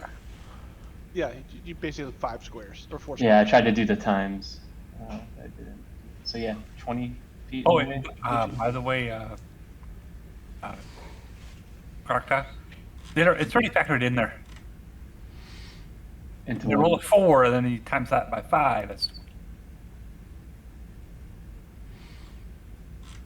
when you roll the spell, it rolled a 4, a 1d4. Yeah, right. That's what I was saying. The times 5 didn't work because I forgot how to type that. I'm confused how it's factored in. I wrote It's okay.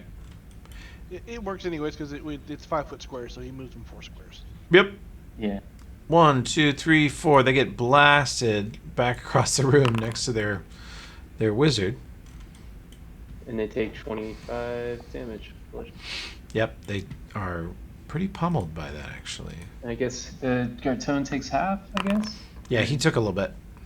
Alright, cool. And the zombies are prone. Hell yeah. Oh, yeah. They are. Prone zombies. Boop. Okay. So So we'll come over Actually, here. the wizard didn't move. No. Okay, yeah, no, Stayed right his there. ground. Right, yeah, okay. I see. Leb- Never mind. Le Bomb Zombo on its turn, which is next, stands back up. Checkmate. No, he has legs. He stumbles forward slightly. You were readied with your barrage when Ulfred opened the door. So your initiative is now. Let's do this.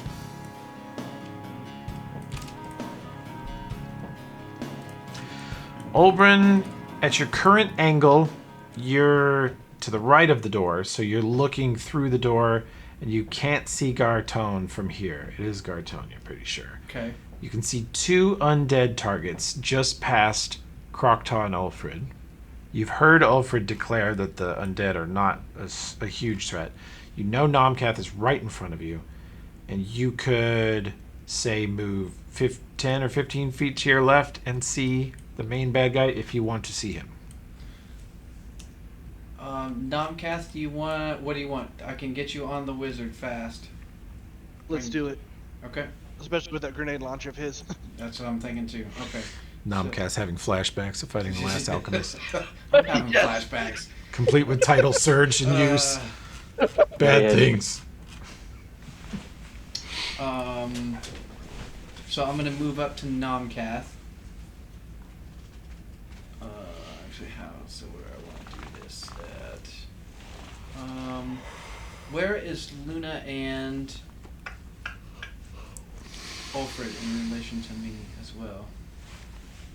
Luna is still behind you, 20 feet southwest. Okay. Ulfrid is 10 feet north, past Croctaw. Past Croctaw. So would I go past Ulfrid to get to Nomcath, or No, Nomcast's right next to you. Nomcath's right next to me? Mm-hmm. Okay, then. No! They expect one of us in the wreckage, brother. Nomcath goes flying on to Wizard. Okay. I assume Rogue consents to being relocated? Yes. Okay. And I'll take my one attack.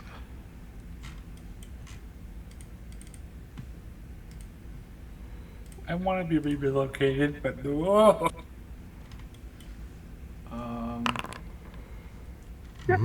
Nice crit. Oh, and that's with silence. So now he's silenced for one round. Oh.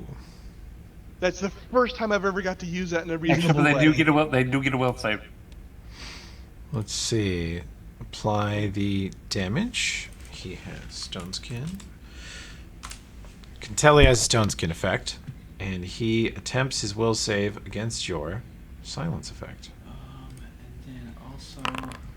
Badoosh. But you do get sneak attack. Yeah, I know. I'll just double. Get him. Yeah, DC 18. Yeah, okay. Crap, the one frickin' time, and I was already planning on doing this. I'm doing my because he doesn't know knife isn't there, full damage. Yeah. Where is it? Is it here? My underhanded.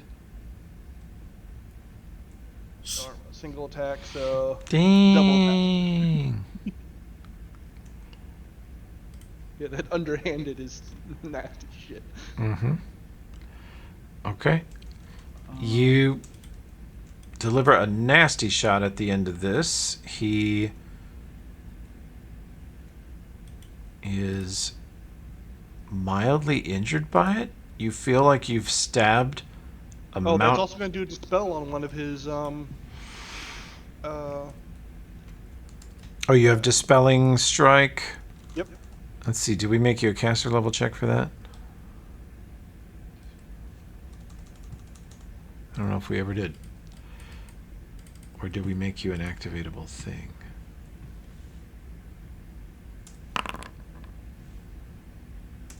There's Olbrin's Dispel Magic, but... Yeah, that's the other part of my turn.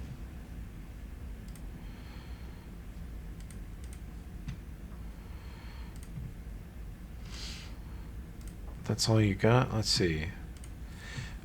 So your Dispelling attack is... Caster level for this is equal to rogue's level. Mm-hmm.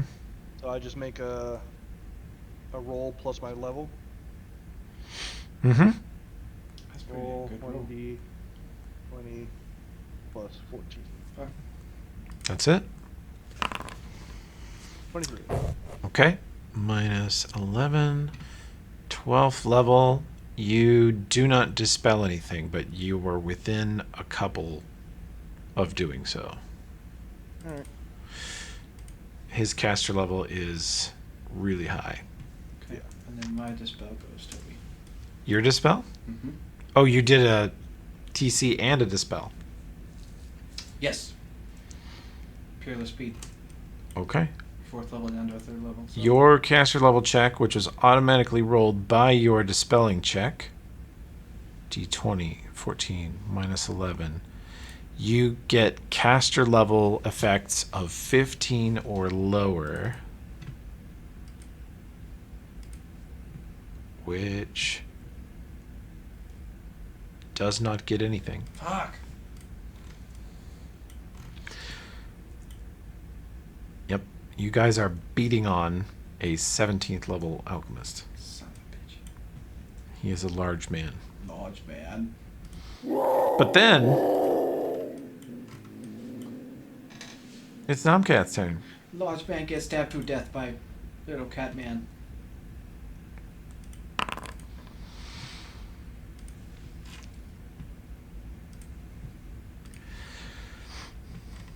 So let me tell you, I feel like I have to explain myself.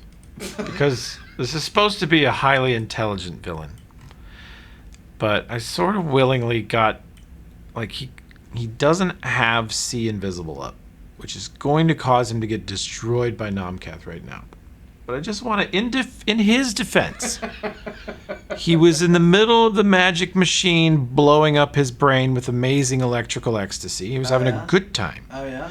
And he heard such a gigantic, thundering crash that he did not think, oh, a bunch of invisible assassins have come to get me. He thought the 1980s Chicago Bears have come to attack me. And so his first spell was like, Stone Skin, Mutagen, get the grenade launcher out. Let's party. And then invisible rogues get thrown past him and start stabbing him in the kidneys. And his base armor class, he's flat-footed to you. Mm-hmm. That 26 does not pierce his armor class unless you got other bonuses on it. +2 for flat-footed. Okay. That will hit. So that's 1 hit, 2 hits, 3 hits. That's not a crit, but it is a hit. 4, yeah. 1, 2, Actually, 3, 4, with 5. That, something I didn't count. With that first sneak attack, I would have lowered his armor class by 6. Okay, then maybe this... Does that get in low enough? No.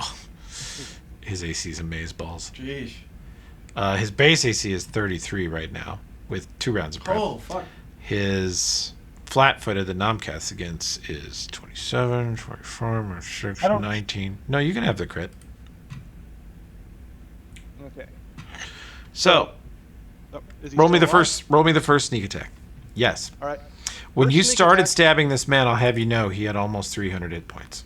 Okay. So, sneak attacks.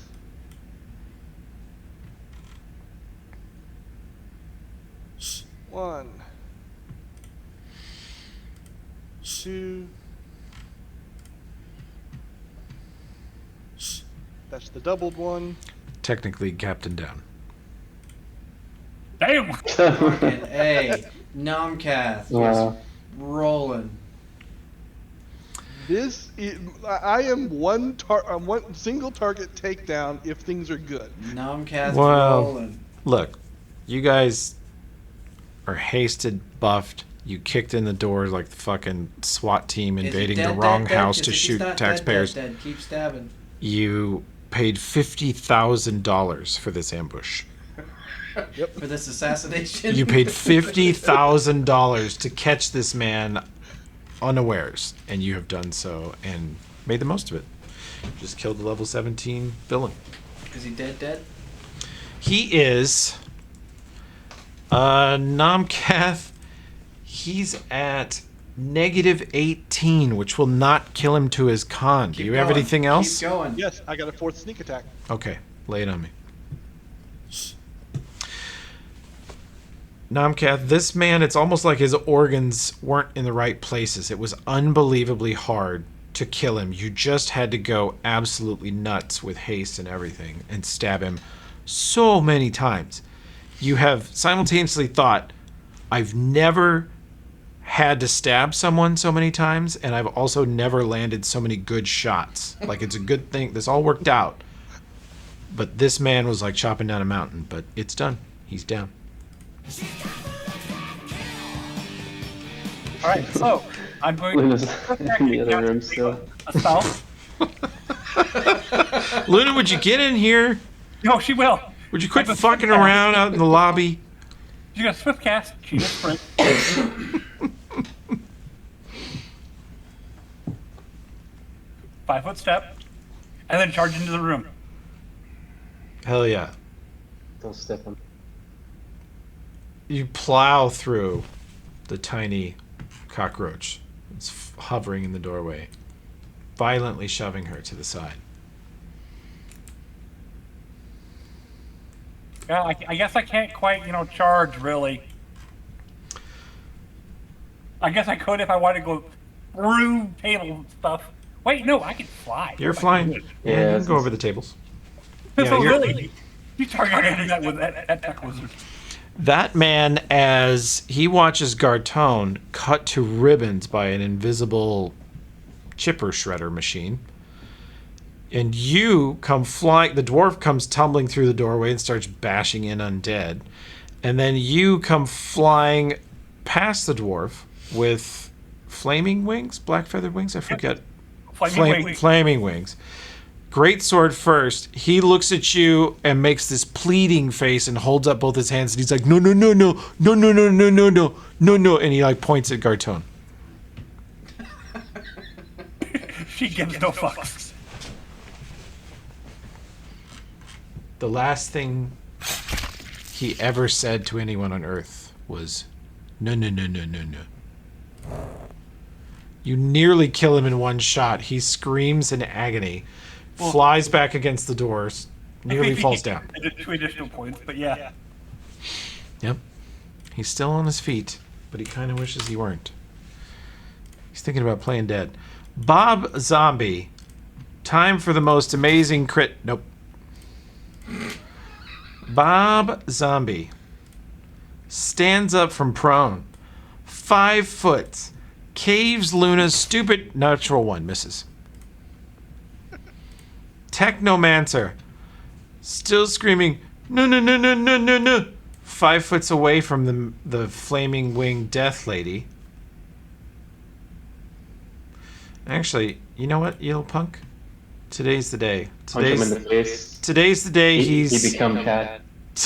Today's the day he becomes a non-combat NPC. He is touching Luna. He fails, I think. Her touch.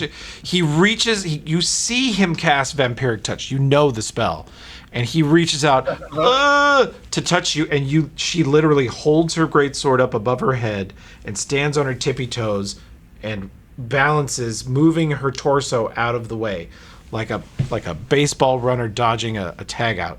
She just, with her garbage 14 touch AC, she evades him. Here's the question: does he provoke? No, it's a touch spell. They wouldn't be much use if they provoked. Let's see. Labob Zombie stumbles towards Ulfred. Absolutely natural 20 hits Ulfred. Eat shit. You take 5. Thank God for natural 20s, says Bob Zombie. And then I would say it's over for these hoes. A nice animated GIF, Nomcat. Dude with huge exploding wings of fire. Yeah. This dude is obviously a non-combat. I'm like a researcher wizard. I'm not a combat wizard. And got this giant barbarian woman with a greatsword beating him to death. Okay, Ulfred. Who do you want first? I'm not sure it matters. Oh, I've been muted this whole time. Sorry. Hell yeah, but That was the wrong weapon. Sorry. yeah, go ahead. Well, you got rid of the nat 1. Bam. And then Strike with the Void Axe. Strike with the Void Axe again. That one's down. And then your haste shot goes to this guy, and he's gone. You can 5-foot hop if you want to. Yep. They're all dropping so fast. What do I do? Just want to reiterate that you guys paid. If you guys pay me 50,000 gold for every fight, they'll all go like this. Literally pay to win. Pathfinder. Pay to win Pathfinder. You guys are so pay to win. I'm trying to pick something that doesn't. Let's see. I hope you're all going to take back some things you said about Hirsik. No. Never. He's the worst. I'll stand that guy. Irredeemable. You stand by all of your Hirsik trash talk. If you gotta spell to hit both of them hit, just do it. Yeah.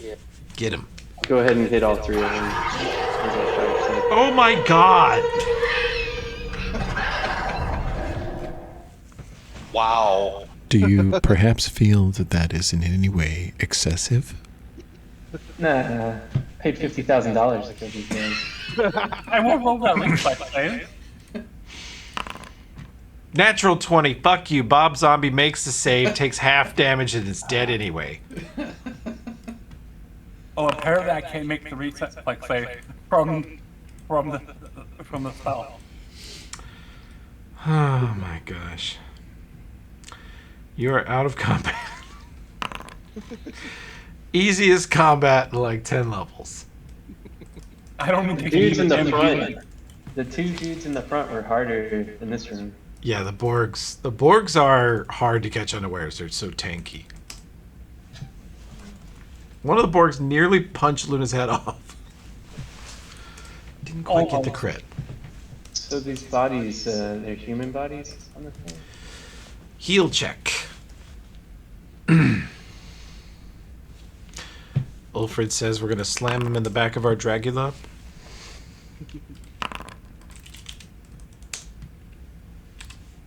Apparently, my mic was just break. Apparently.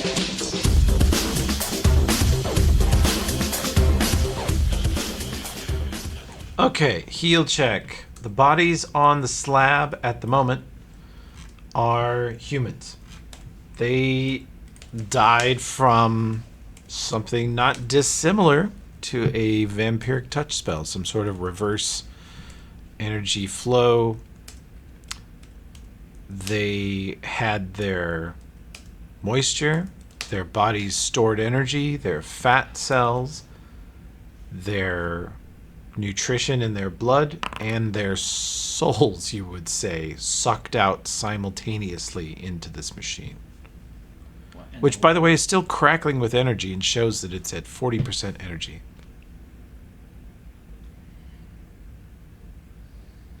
Luna's looking around the room too. Yeah, I was trying to roll I guess I'll roll that perception check. I was trying to roll perception to look around the room, but my macros are just on the fritz. Well, bam! You must have a pop-up or something. Let's see.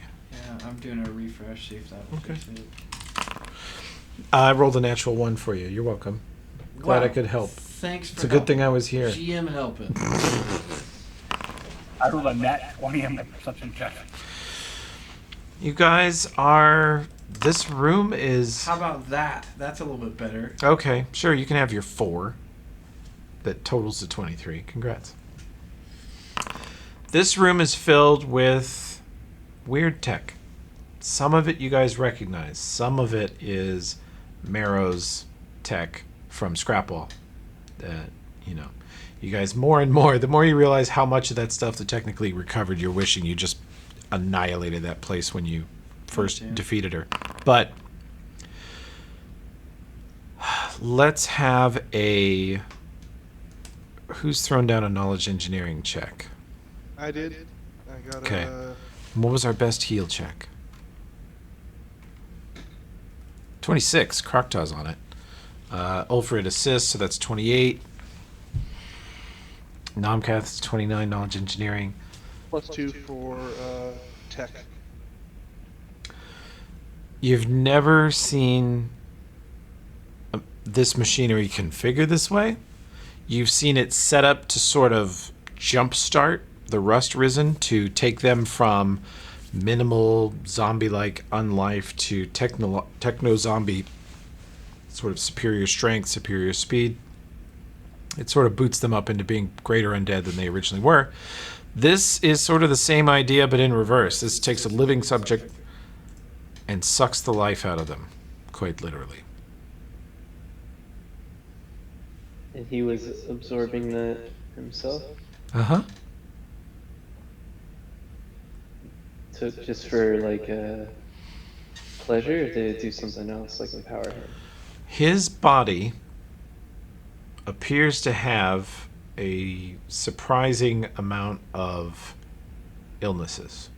He has a huge burn over one side of his body. He has a number of sort of tumors and goiters, discolored patches. Looks like old bruises that never really heal. He's very heavily scarred. Some of it's trauma, some of it's like being stabbed and shot in battle or explosions. But there's some other weird experimental type stuff. Yeah, maybe he ate a bunch of fire snakes. So while you guys are, you know, looking things over, she's looking over the room. She pulls out a bag of one of her bag of ever keeps. Enjoy. Croctaw, you see that there is a locked door over here. Ugh. Yeah, I was gonna wait for someone else to open it. I'm all... It locks done from today. this side. You can unlock it with just flip that lever and you're in. No, I mean, she's not gonna open it because she's... Yeah, but you Zen. could. You could, you know. Look, we'll do it while she's over eating chips, you know? I think it's a, go ahead, you know you want to. No. Luna will. She'll go ahead and do it. She'll, you know, flip the switch or the thing, lever, and then she'll open the door. Nomcath quietly moves over to the door. Oh, I tried to open it, but it was locked. You can try again. You have unlocked it. As you look into this side room, you see a number of cells. That are permanently closed. And the doors look like they're open. Yeah, the map has them open, but currently they are shut.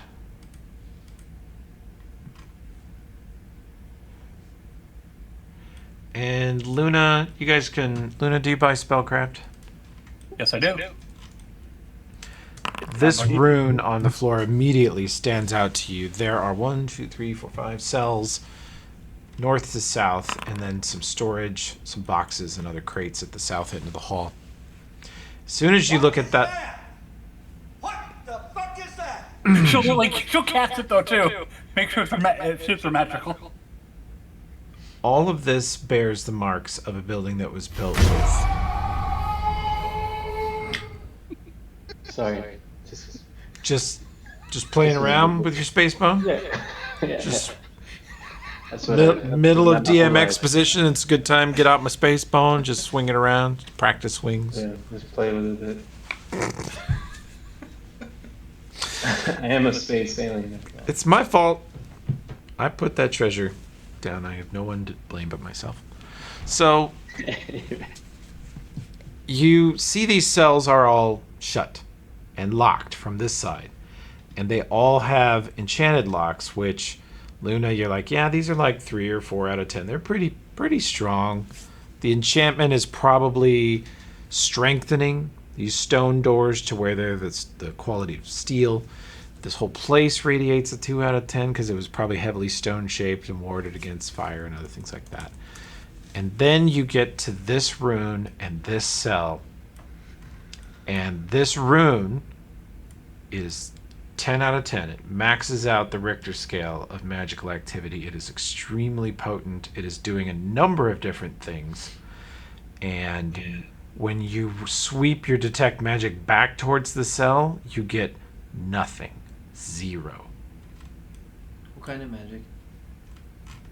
The ward on the floor is at least 4 or 5 different effects, including abjuration, transmutation.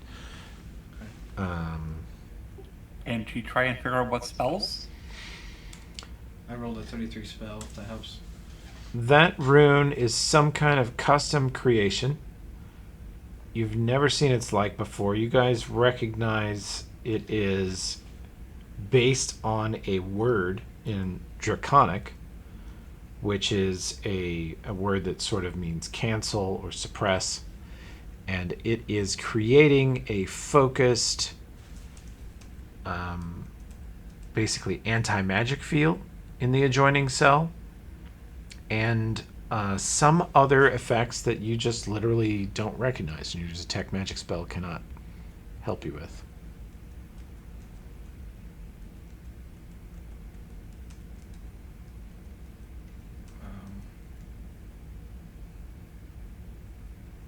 And it's really hard not to just go open all these doors. I don't think we want to quite. I'm just do waiting. That yet. I'm gonna use my arcane workbook and study on it a little bit more, Toby. Okay. Inside, you can see Croctaw eyeing the doors, and you can tell, like, it's like you can hear from inside her mind. Okay, let's not do anything hasty, Croctaw. We could release something real bad. Real bad. Worse than a 17 level wizard that just, we just manhandled. Yeah, that was easy. Yeah. The first time, the second and third time may not be so bad or so much, but. Man. Well, to hurry up, man. You guys are just staring at the floor over there. I have no clue what's going on. Okay, so it's Draconic, right? So, Croctaw, you're with me. We're going to study this magic. The rest of you clear the room. Look for anything that's salvageable, usable. Croctaw and I will work on this spellcraft check. What's Draconic? Luna does know Draconic. Do you know Draconic? Oh, Draconic. Yeah. Yeah, Luna recognized it as a suppression rune. Suppression rune. It's just so weird and so specialized and not a type of thing that you guys are familiar with. Okay. He will assist you in these checks. Okay, Namkath, you lead the rest of the party and clear in the rest of this stuff out. We'll try to figure out what's going on with this magic stuff. Sure, Sound good? sure. Okay, Croctaw, you good at spellcraft? I don't know. Holy shit! Man, Luna's having a day with the spellcraft checks. 32 total. Okay, this item says I get bonuses if study for hours or rounds. It doesn't say what bonuses or how they work, so. Which item we using? Arcane workbook.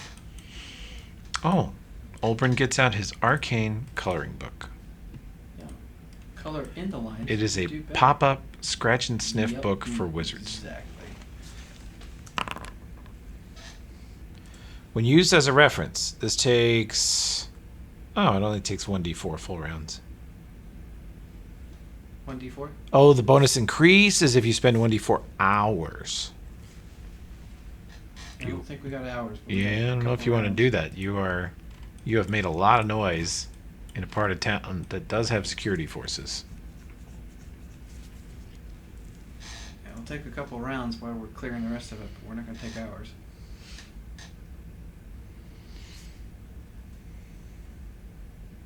So Okay. 30 minutes becomes a 33.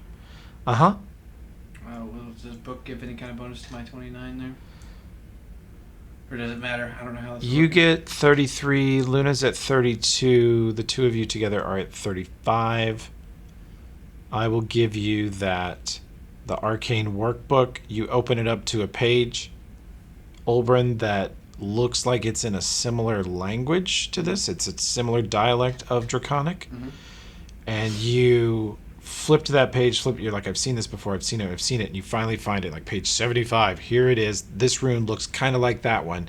And you hold it up to Luna, and Luna goes,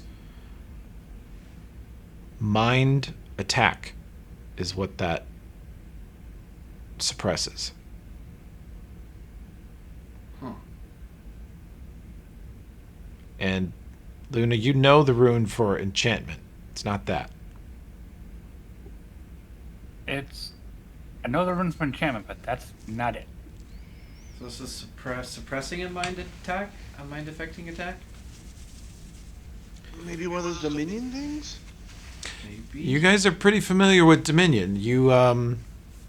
It could mean that. You guys are familiar with psionic attacks, actually. So there could be a Dominion monster on the other side of this door.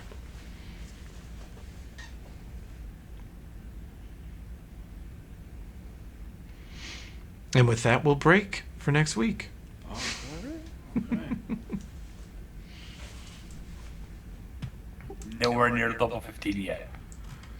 Nah. We'll have a Doors episode next time. Ooh. All the ones. Let's all see. The ones. Do you have just enough people in the party? You could open them all at once. Oh, let's do it. Let's end the session today opening them all. Okay. And we'll play that to be continued music. Dun, dun, Here's dun, what, dun, here's dun, the dun, thing. dun. Luna will actually stand in front of the door that has the symbol. As she opens it. 'Cause she will literally like, I need to take it. Open the door, Pause it. go into I the was about room, to and then move close to the If door. you still feel that way next week, if you guys so badly want to play pirates, you could just say so rather than play and spin that wheel in the fucking technically dungeons. We just destroyed them. Feel it. You guys are just drunk on confidence. Is that what this is? Yeah. We've never seen this Some before. of that soul juice got into my head. In the other room. Yeah. Let's see. Let's go to our outer screen. Oh, before we break, earlier I think I meant to do this earlier, but we had some technical issues. Olbren remembers that in his pocket, or Cass reminds Namkath to remind Olbren that in Olbren's pocket, since he just teleported to Torch and back, is a gift for Ulfred. I got this for you, buddy. It is Really? a tiny box, a little metal box. Can I open it now, or do I have to wait? Oh, you have to wait. See you next week. I Let's see gotta if wait we till remember Christmas. Let's see Yep. if we remember in a week or two. Or however Oh long God, it there's is. no way we will remember. In the do you take a look at the box? It has two languages of symbols on it. Dwarven and Ignean. Uh-oh. I don't know if I ever learned Ignan Nope, yet. you should. You piece of shit. Damn it. See you next week. Okay, and do you open it? Yeah. Okay. Inside, you see a golden ring covered in intricate markings that probably only you can read. But as you translate the Dwarven, immediately it says, "Through endless darkness, storms unknown, our love as fire forever shone." Aww. Aww. Fire wife. Fire waifu. It is a replacement for your +2 ring of protection.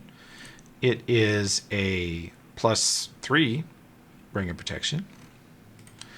And if you are ever killed or about to be killed, it has a contingency flaming shadow steed.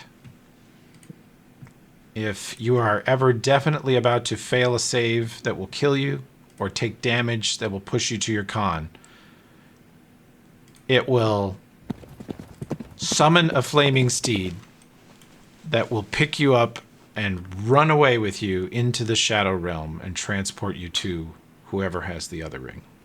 Hell yeah. And Enrique says, I also got engaged, guys. Just forgot to tell you. Yeah. That The is married man. that Hey, I is mean, I didn't say mwah. recently. That is some chef's kiss Years shittiness. Congratulations to you, to all 4 of you. Thank you. Congrats. Yeah, that's pretty cool. Thank you so much. And speaking of fire waifus, I should go spend time with mine. Get out of here. All right. Have a good one, guys. Bye. Right.